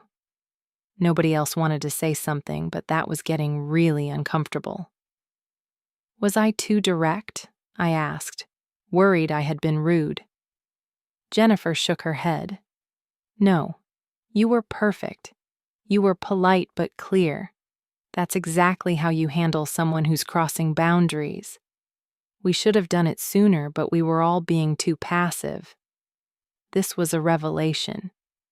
Sometimes the 5 rules weren't enough. Sometimes you needed to set boundaries directly. Small talk had a limit. When someone violated social norms, you had to address it, even if it felt uncomfortable. Sarah added, "Welcome to office parties. There's always one person who drinks too much and gets weird. You handled it really well." By 9 p.m., I had been at the party for 3 hours. I had talked to probably 25 people. Some conversations went well. Some were awkward. I had made mistakes. But I had also made connections, built my network, shown up professionally. I found my boss near the exit. Used Linda's goodbye strategy. Thank you so much for organizing this. The venue was beautiful, and it was really nice to meet people from other departments. My boss smiled warmly. "I'm so glad you came, Young-hee. I noticed you really worked the room tonight, making connections. That's great to see." I left feeling exhausted but accomplished. This had been hard, really hard, but I had done it. I had navigated a complex social situation using the skills Linda taught me. Not perfectly, but well enough. The next morning, I emailed Linda about the party, told her about the successes and the mistakes, about the awkward group I tried to join, about setting boundaries with Stephanie, about the connections I made. Linda called me that afternoon. "Young-hee, you did exactly what you were supposed to do. You circulated. You made multiple connections. You handled an uncomfortable situation with boundaries. You even recognized your mistakes in real time. That's advanced level social navigation. I'm really proud of you. But I made mistakes, I said. The group I couldn't join. That was embarrassing. Everyone makes those mistakes. Even people who grew up here. The key is you didn't let one awkward moment destroy your whole night. You recovered and kept going. That's resilience. That's skill. Over the next 2 weeks, I followed up with people I met at the party. I sent a LinkedIn request to Robert with a note. Great meeting you at the holiday party. Let me know if you want that Korean BBQ recommendation. I made small talk in the hallway with Rachel from accounting, referencing our conversation at the party. I waved to Tom from IT when I saw him in the cafeteria. These were small actions, but Linda had taught me that relationships are built through repeated small positive interactions over time, not through one intense conversation. I was playing the long game. 3 weeks after the party, Robert sent me a message. Hey Younghee, I finally went to Park's BBQ with my wife. You were right. It was incredible. Thanks for the recommendation. We should grab that coffee sometime. We met for coffee the following week. 20-minute conversation. About work. About LA. About our lives. Nothing deep, but pleasant. Connection building. This pattern repeated with several people from the party. Brief follow-ups. Small acknowledgments. Gradual relationship building. My network was expanding, not dramatically, but steadily. But I also noticed something else. While my network was getting wider, it wasn't getting deeper. I had lots of pleasant acquaintances, but I still didn't have a best friend at work. Someone I could really talk to about real things. Someone who knew me beyond small talk. I mentioned this to Linda during our monthly check-in call in January. I feel like I'm good at small talk now. I can navigate parties and meet new people. But how do I go from small talk to real friendship? How do I get past the surface? Linda's response surprised me. You don't force it. You let it happen naturally with the right person. Here's how it works. You maintain many light connections through consistent small talk. Then, 1 or 2 of those connections will naturally start going deeper. You'll find yourself having longer conversations, sharing more personal things, making plans outside of work. That's when small talk transitions to real friendship. How do I know which connections will deepen? You don't. You just stay open and see what develops. But I'll tell you this. Real friendships in American culture are built slowly, through consistent, repeated interactions over months, not through one intense heart-to-heart. Americans are actually quite slow to call someone a close friend. The small talk phase lasts a long time. Be patient. This explained so much. I had been expecting American friendships to develop quickly because Americans seemed so friendly immediately. But Linda was teaching me that friendly and close were different things. Americans were friendly with many people, close with very few. Over the next 3 months, I watched this pattern play out. I maintained my wide network, small talk with dozens of coworkers, pleasant interactions, but nothing deep. Except with one person, Sarah. Sarah and I had been eating lunch together regularly for months, along with the group.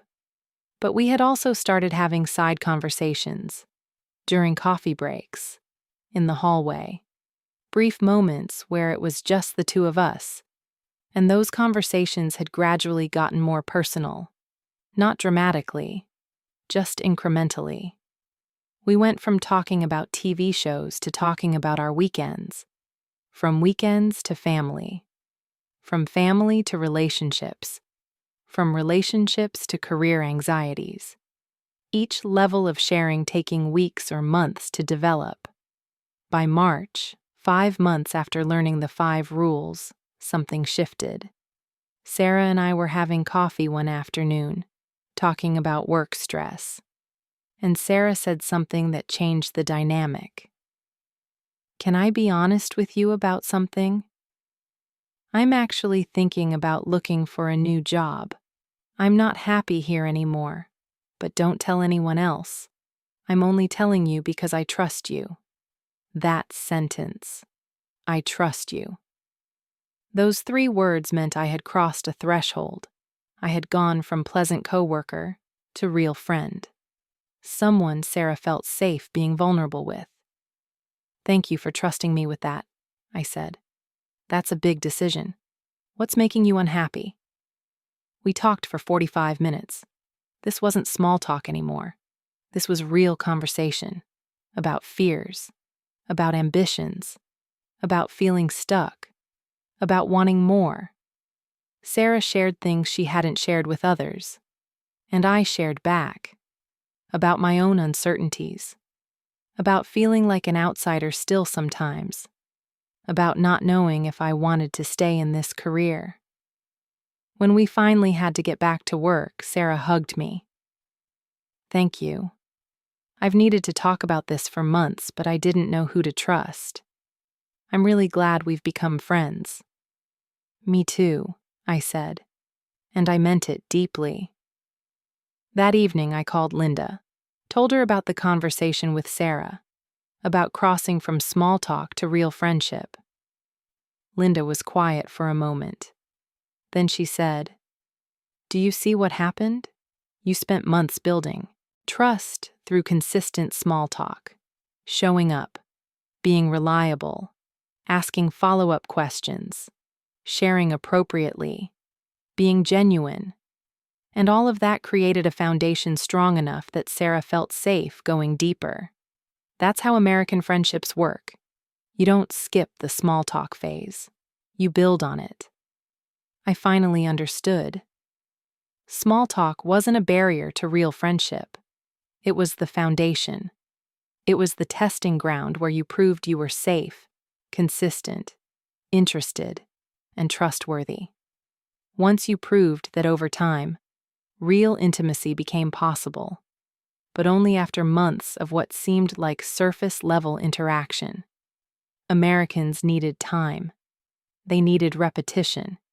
They needed to see you show up again and again before they let you in. This was so different from the friendship formation I had experienced growing up, where deep vulnerability happened quickly and relationships either intensified fast or faded fast.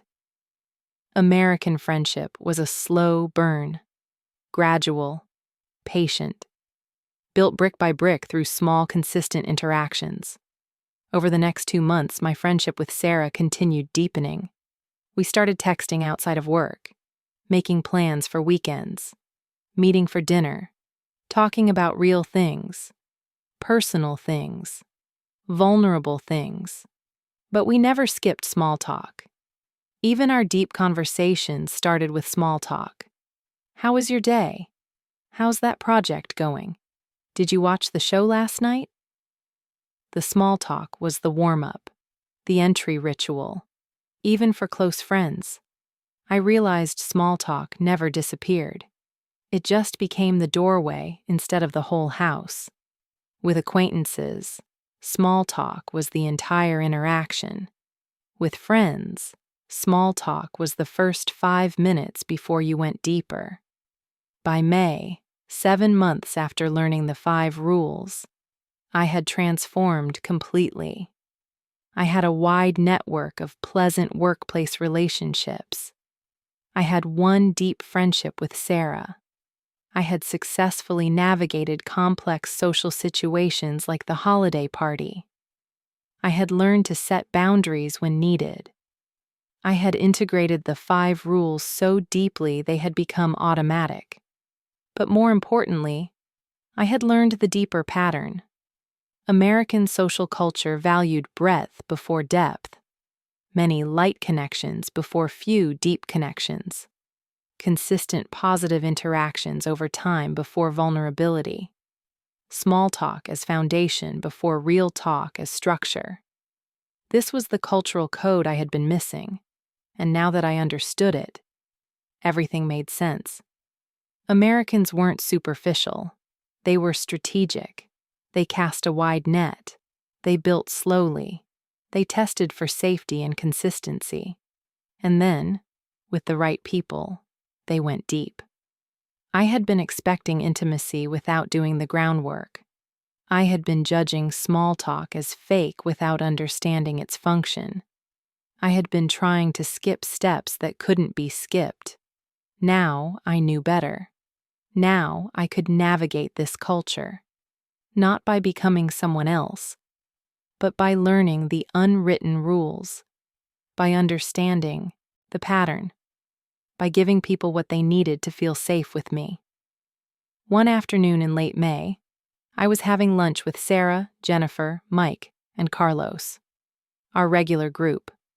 We were talking about summer vacation plans, light conversation, easy laughter, comfortable silence, and I realized I felt something I hadn't felt in America before. I felt like I belonged, not perfectly, not completely, but genuinely. I had found my people, my place, my community. Jennifer looked at me. Young-hee, remember when you first started and you barely talked to anyone? I laughed. Oh God, don't remind me. I was so awkward. You weren't awkward, Sarah said. You just didn't know the rules yet. But you learned. And now look at you. You're literally the most social person in our department. That's not true, I protested. It is, Mike said. You know everyone. You're always having conversations with people from different teams. You're like the connector. I felt emotional. Because a year ago, people thought I was cold and rude. Now they saw me as social and connected. The transformation was complete. Not because I changed who I was, but because I learned how to show who I was in a way this culture could receive. Small talk had been the key. Those 5 seemingly simple rules. Those patterns that Americans followed unconsciously, but rarely taught explicitly. Learning them had changed my entire experience of living in America. But I also knew there was still more to learn. How to handle conflict in American workplace culture. How to navigate office politics. How to maintain friendships when people changed jobs. How to know when small talk was appropriate and when directness was needed. Those lessons were still ahead. But right now, sitting with friends who had started as strangers, belonging to a community that had once excluded me, I felt grateful. Grateful for Linda who taught me the rules. Grateful for the coworkers who gave me chances even after rough starts. Grateful for my own willingness to be uncomfortable while I learned. Small talk had seemed so trivial when I first learned about it. Weather and coffee and meaningless chit-chat. But it turned out to be profound. It was the language of belonging, the currency of connection, the foundation of every meaningful relationship in this culture. And now I spoke that language fluently. Part 4. Americans thought I was rude until I learned these 5 small talk rules. 4,500 words. 8 months after learning the 5 small talk rules, I thought I had mastered American workplace culture. I had a wide network, a close friend in Sarah, successful navigation of parties and social events. I felt confident, competent, integrated. Then I encountered a situation that tested everything I had learned. A situation where small talk wasn't enough, where the rules I had mastered suddenly seemed inadequate, where I had to navigate something more complex than I had ever faced. It started on a Tuesday morning in June. I arrived at work at my usual time, 8:45 a.m. The office felt different immediately. Tense, hushed conversations. People clustered in small groups looking serious. Sarah caught my eye from across the room and gestured for me to come to the break room. I followed her. Jennifer and Carlos were already there. All three looked upset. "What's going on?" I asked. Sarah spoke quietly. "There's a rumor that the company is doing layoffs. Like, significant layoffs. Maybe 20% of staff. The announcement might come today." My stomach dropped. 20%? That could be any of us. Jennifer nodded grimly. Mike heard it from someone in finance. They've been in closed-door meetings all week. The executive team looks stressed. Something's definitely happening. For the rest of the day, work was impossible. Everyone was anxious, distracted. Small talk happened, but it was forced, uncomfortable. The usual easy flow was broken by underlying fear. By end of day, no announcement came. But the tension remained. For the next 3 days, the entire office existed in this state of anxious uncertainty. Small talk continued because Americans need small talk even in crisis. But it felt hollow. Performative in a way it hadn't felt before. Friday afternoon, the announcement finally came. Company-wide meeting at 3 p.m. Everyone gathered in the large conference room. Our CEO stood at the front. His face was serious. He explained the situation: financial challenges, unexpected losses, difficult decisions, and yes, there would be layoffs. 15% of staff. Details would come Monday. Affected employees would be notified individually. The room was silent. Then people started filing out. Some were crying. Others were stone-faced. The usual end-of-week energy was completely gone. I walked back to my desk in shock. 15%. That was roughly 12 people. Who would it be? Was I safe? I had only been here 8 months. Was I valuable enough to keep? Sarah came to my desk. She looked pale. "Want to go somewhere and talk?" "Yes, please." We went to a nearby coffee shop, away from the office, away from the tension. We ordered drinks and sat in a corner booth. "I'm terrified," Sarah said immediately. "My performance reviews have been good but not great. I'm in a support role. Those are always first to go in layoffs. What if it's me?" "I don't know what to say," I admitted. "I'm scared too. I'm the newest person on the marketing team. Maybe they'll let me go." We sat in our fear together, not trying to fix it, not offering false reassurances, just being present with the uncertainty. This was beyond small talk.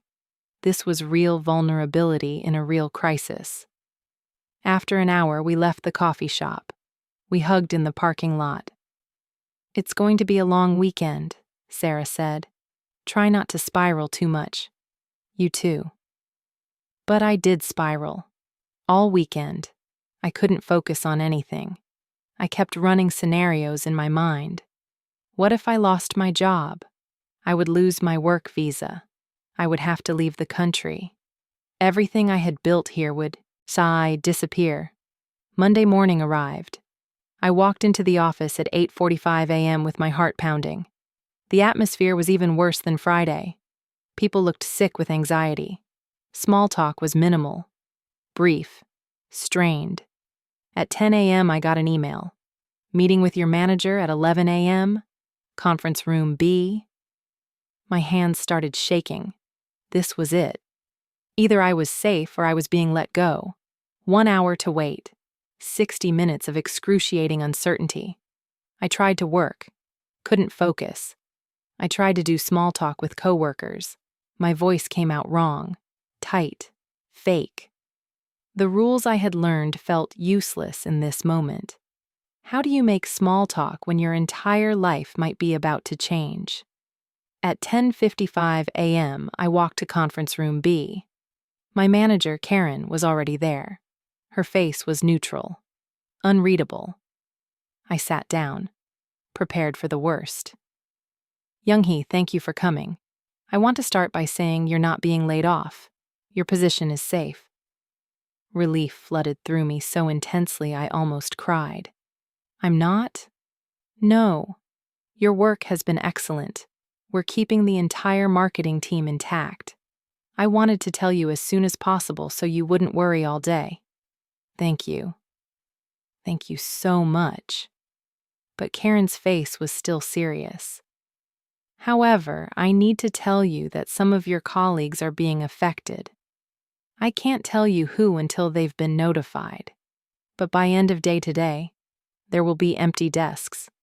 I want you to be prepared for that. I nodded. Understood. I left the meeting feeling guilty relief. I was safe, but others weren't. Who? Sarah? Mike? Carlos? Jennifer? People I had built relationships with?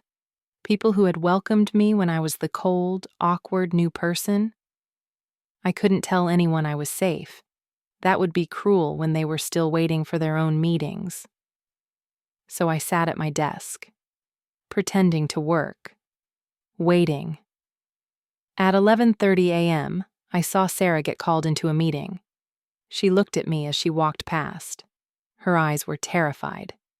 I tried to smile encouragingly, but my face felt frozen. 15 minutes later, she came out. I couldn't read her expression. She walked straight to the bathroom. I followed. She was crying in a stall. Sarah? It's me. She came out, tears streaming down her face. I got laid off. They gave me 30 minutes to pack my desk. I hugged her. She sobbed into my shoulder. This wasn't small talk. This wasn't the 5 rules. This was real human grief, and I had no protocol for it. I'm so sorry, I whispered. This is so unfair. I don't know what I'm going to do. I have rent, student loans. I need this job. We stood there for 5 minutes, her crying, me holding her. Then she pulled away. I need to pack up. Will you help me? Of course. We went back to her desk. I helped her put her belongings in a box. Photos, coffee mug, notebooks. The small personal items that had made this space hers. Other people watched. Some looked relieved they had been spared. Some looked devastated because they were next. Mike came over, whispered to me. I got laid off too. Oh God, Mike, I'm so sorry. Jennifer appeared, tears on her face. Me too. 3 people from my lunch group. Gone. Just like that. 8 months of relationship building, of small talk leading to real friendship. Ended in one morning. I helped all 3 of them pack. What else could I do? I felt helpless. Guilty that I was staying when they were leaving. Angry at the unfairness. Lost in a situation where my small talk skills meant nothing. By 2 p.m., the office was eerily quiet. 12 people had been let go. Empty desks everywhere. The remaining employees sat in shocked silence, working mechanically, avoiding eye contact. The usual buzz of conversation completely dead. Carlos, who had also survived, came to my desk. This is awful. I don't even know what to say to people. I don't either. And that was the truth. I had learned small talk for normal situations, for building relationships, for social navigation. But nobody had taught me how to handle collective trauma, how to show up for people in crisis, how to exist in a workplace where half your friends just disappeared. That evening, Sarah texted me. Can we talk? I called her immediately. How are you? Not good. She sounded exhausted. I've been crying for 4 hours. I'm angry. I'm scared. I don't know what comes next. What can I do? How can I help? Just be my friend. Don't disappear because I don't work there anymore. I need to know I didn't lose everything today. Her voice cracked on the last word, and I understood. She hadn't just lost a job.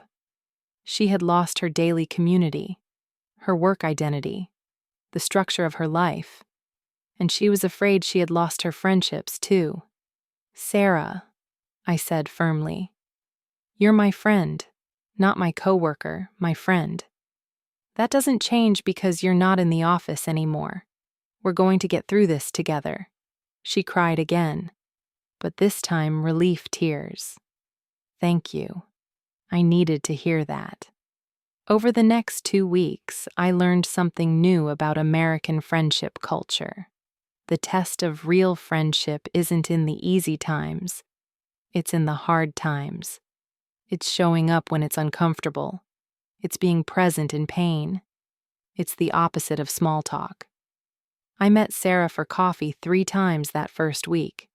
Not to fix anything, not to offer solutions, just to be there, to let her process, to remind her she wasn't alone.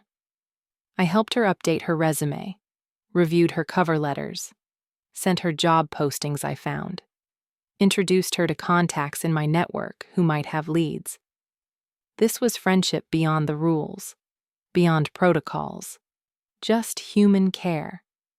Mike and Jennifer needed different support. Mike was angry. He needed someone to validate that anger, to agree that the layoffs were unfair and poorly handled. Jennifer was practical. She needed help planning next steps, organizing her job search. All 3 needed to know they mattered beyond their job titles. But something else was happening at work. The remaining employees were traumatized. The office culture had completely changed. People were quieter, more guarded. Small talk felt wrong somehow, like we should be in mourning, not chatting about the weather. 2 weeks after the layoffs, my manager Karen called a meeting with the surviving marketing team. 5 of us. She looked tired. "I know the last 2 weeks have been incredibly difficult.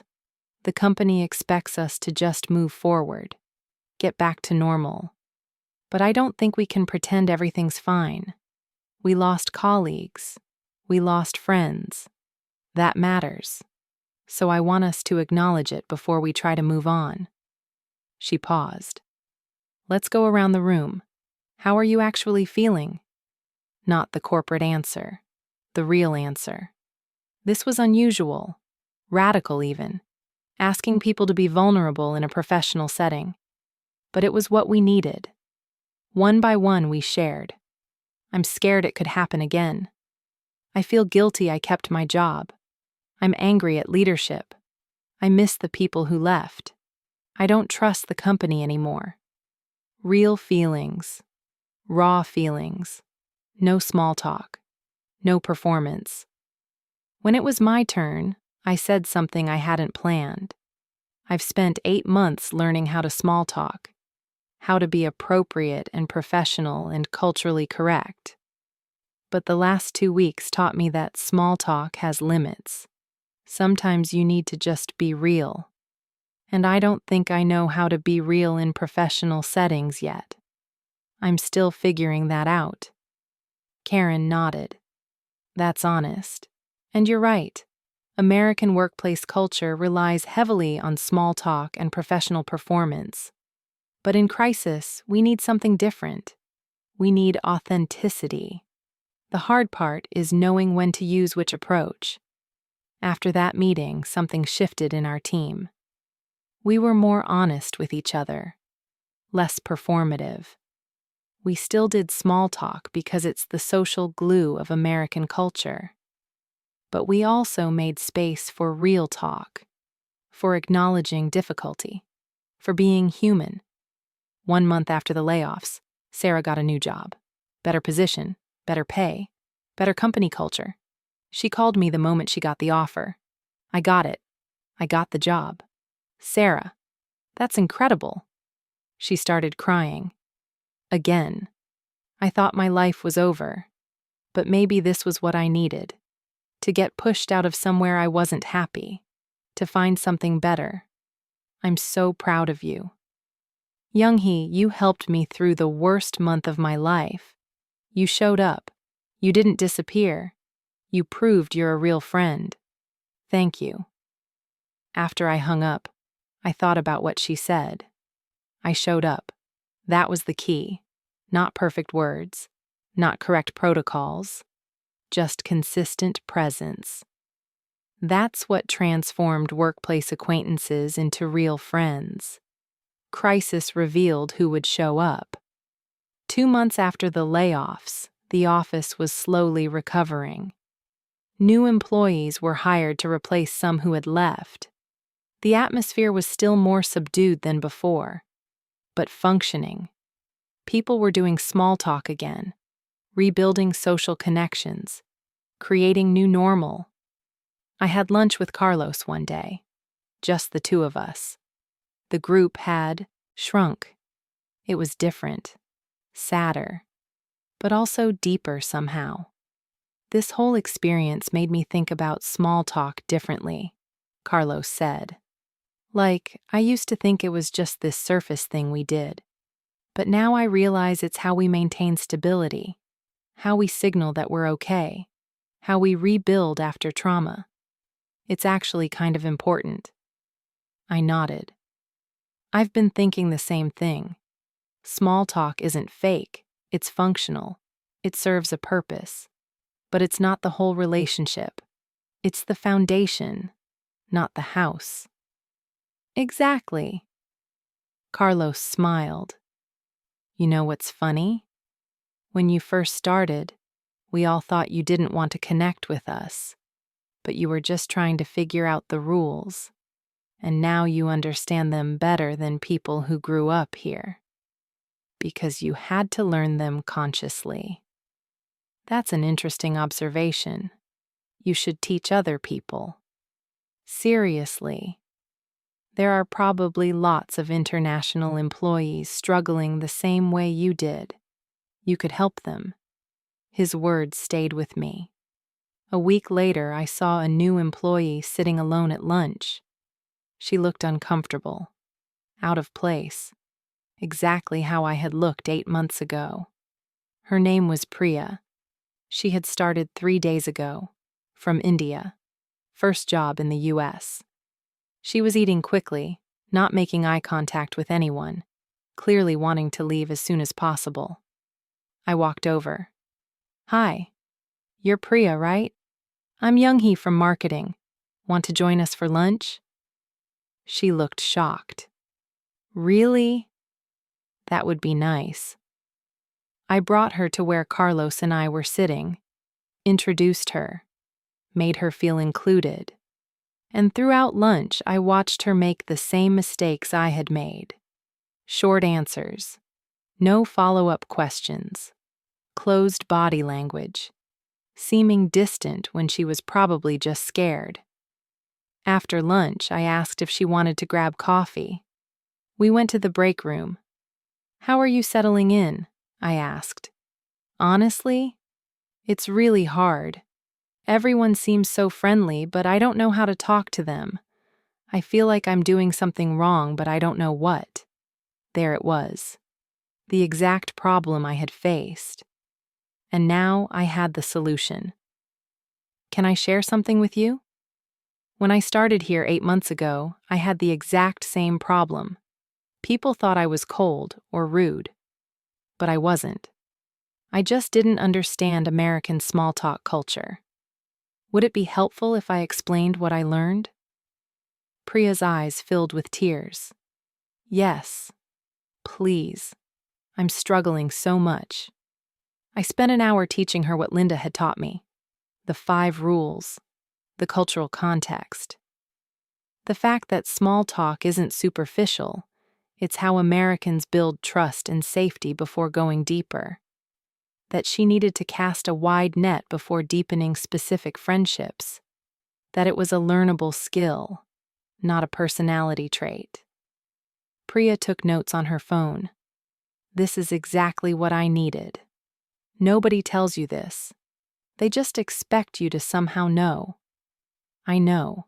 That's why I'm telling you, so you don't spend months feeling isolated like I did. Over the next month, I mentored Priya, gave her conversation starters, practiced small talk with her, introduced her to people, invited her to lunch, watched her slowly transform from closed off to engaged, from isolated to included. One day, she hugged me. Thank you for seeing me, for not just assuming I was rude or unfriendly, for teaching me the code. I remembered Linda saying those exact words to me. You're not becoming someone else. You're becoming visible. Now I was helping someone else become visible. 3 months after the layoffs, I met Linda for coffee. First time in months. I told her everything that had happened. The layoffs. Sarah getting let go. Learning that small talk has limits. Teaching Priya. All of it. Linda listened carefully. Then she said, "You've reached the advanced understanding. You know that small talk is essential but not sufficient. You know it's the foundation, not the house. You know when to use it and when to go deeper. That's mastery. But I'm still not sure I understand when to be culturally appropriate and when to be authentically myself. Sometimes those things feel in conflict." Linda smiled. That tension never fully goes away, even for people born here. We're always navigating between social expectation and authentic expression. The key is knowing you have choices. You can choose small talk when it serves connection. You can choose directness when it serves clarity. You can choose vulnerability when it serves intimacy. It's not about always following the rules. It's about knowing the rules so you can choose when to follow them and when to break them. That reframed everything. The rules weren't prison, they were tools.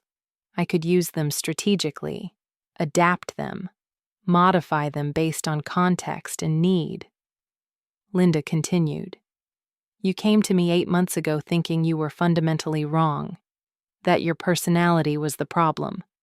But you weren't wrong. You were just culturally misaligned. Now you understand the culture. You can navigate it. But you haven't lost yourself. You've just added skills. That's successful adaptation." I felt emotional. I had been so afraid that learning these rules meant becoming fake, losing my authentic self. But Linda was right. I had added skills without losing who I was. I was still me, just visible now, fluent in a second social language. 6 months after the layoffs, life had found a new rhythm. Sarah was thriving in her new job. We met for dinner every 2 weeks. Our friendship had survived the transition from coworkers to friends. Mike had found a new position. Jennifer was freelancing and enjoying it. The office had mostly recovered, though quieter and more cautious than before. Priya had become fully integrated. She was eating lunch with groups, making small talk naturally, building her network, exactly the transformation I had gone through. One day, she said to me, "I've been thinking about what you taught me, about small talk being performative but not fake. I think I finally understand. It's like, in my culture, we show care through directness and family closeness. In American culture, you show care through consistent, small, positive interactions over time. Neither is better. They're just different languages of care." "That's exactly it," I said. "You're not being fake when you do small talk. You're speaking the local language of care and connection. You can still be direct and real when the situation calls for it. You're bilingual now." Priya smiled. Bilingual. I like that. 1 year after learning the 5 small talk rules, I had a realization. I no longer thought about the rules consciously. They had become automatic, integrated, part of how I naturally communicated now. Like learning to drive, eventually you stop thinking about every action. You just drive. I could walk into any social situation now with confidence. Parties, networking events, casual encounters.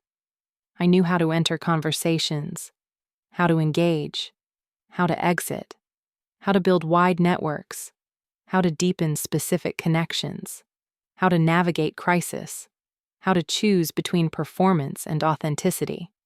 But more importantly, I understood the deeper truth. American culture wasn't superficial. It was just structured differently than what I grew up with. Americans built relationships through repeated small positive interactions over time. They cast wide nets before going deep. They used small talk as a testing ground for trust. They valued consistency over intensity, breadth before depth. None of that was wrong. It was just different. And once I understood it, once I could speak that language, I could build real relationships, real community, real belonging. The 5 rules that Linda taught me weren't about becoming someone else. They were about learning to communicate in a way this culture could receive, about showing people who I truly was in a language they understood, about building bridges instead of walls. Rule 1. The weather isn't about weather. It's about acknowledging shared humanity. Rule 2. How are you isn't a real question. It's a social ritual that maintains connection. Rule 3. Share small personal details. Create bridges through tiny acts of trust. Rule 4. Ask follow-up questions. Show people they matter through genuine curiosity. Rule 5. Exit gracefully. Leave people wanting more, not feeling trapped. 5 simple rules. But they had changed my entire life. Given me community. Given me friendship. Given me belonging in a culture that had once felt completely alienating. One afternoon, I was having coffee with Sarah, who had become my best friend. We were talking about the layoffs, about how that crisis had actually deepened our friendship, about how showing up in hard times had proven what small talk had promised. "You know what's funny?" Sarah said. "When you first started, I thought you were so cold. I literally told other people you seemed unfriendly, but now I can't imagine my life without you. You're one of my closest friends." I almost laughed. When I first started, I had no idea why people thought I was cold. I was just being professional, polite. But I didn't know the code. The code of small talk? The code of American connection. Small talk is just the entry point. But it's a necessary entry point. You can't skip it. You have to earn trust through consistent, small, positive interactions before people will risk deeper connection with you. I was trying to skip that phase, so people never got comfortable enough with me to go deeper. Sarah nodded slowly. That makes sense. We do protect ourselves that way. We need proof someone is safe before we open up. Small talk is how you prove you're safe. Exactly. It's not fake. It's a safety check. Once you pass the safety check, real intimacy becomes possible. But you can't skip the check. We sat in comfortable silence for a moment. Then Sarah said something that perfectly captured what I had learned. "I think what you've figured out is something most Americans don't even know consciously. We just do small talk automatically. But you had to learn it deliberately. So you actually understand it better than we do. You know why it works, not just how to do it." She was right. My struggle had given me deeper understanding. I knew small talk wasn't just chit-chat. It was the social infrastructure that held American culture together. It was how people built trust gradually, how they maintained wide networks, how they created the foundation for real friendship. And that understanding had given me power, not just to survive in this culture, but to thrive, to help others, to bridge cultural gaps, to create connection across difference. 2 years after that first devastating conversation where I overheard coworkers calling me cold and rude, I stood in the same office feeling completely different. I belonged here now. I had built real community, real friendships, real professional relationships. Not because I had changed who I was fundamentally, but because I had learned a second social language, because I had become bilingual in connection, because I had understood that different cultures show care in different ways, and neither way is superior. They're just different. Small talk had seemed so trivial when I first learned about it, so superficial, so fake. But it turned out to be profound. It was the language of belonging, the currency of connection, the bridge between isolation and community. And now I spoke that language fluently. Not perfectly, but fluently enough to build the relationships I wanted, to create the life I desired, to belong in a place that had once felt impossibly foreign. The 5 rules had given me tools, but I had done the work, practiced, made mistakes, learned, adapted, persisted, and ultimately succeeded. And now, when new employees started looking lost and isolated, I saw myself, and I had the gift I had been given to give: the understanding, the tools, the map through cultural confusion. Because everyone deserves to be seen. Everyone deserves to belong. Everyone deserves to have their authentic self received and valued. And sometimes, all it takes is learning 5 simple rules about small talk. 5 rules that seem insignificant but change everything. 5 rules that open doors, build bridges, create community. 5 rules that transform invisible into visible, isolated into included, lost into found. That was my journey. From being thought of as cold and rude to becoming a connector and friend. From eating lunch alone to building real community. From cultural confusion to cultural fluency. And it all started with understanding one simple truth. The weather isn't about the weather. It's about so much more. It's about connection, about belonging, about being human together. That's what small talk really is. Not superficial chit-chat, but the first words of a conversation that might just change your life.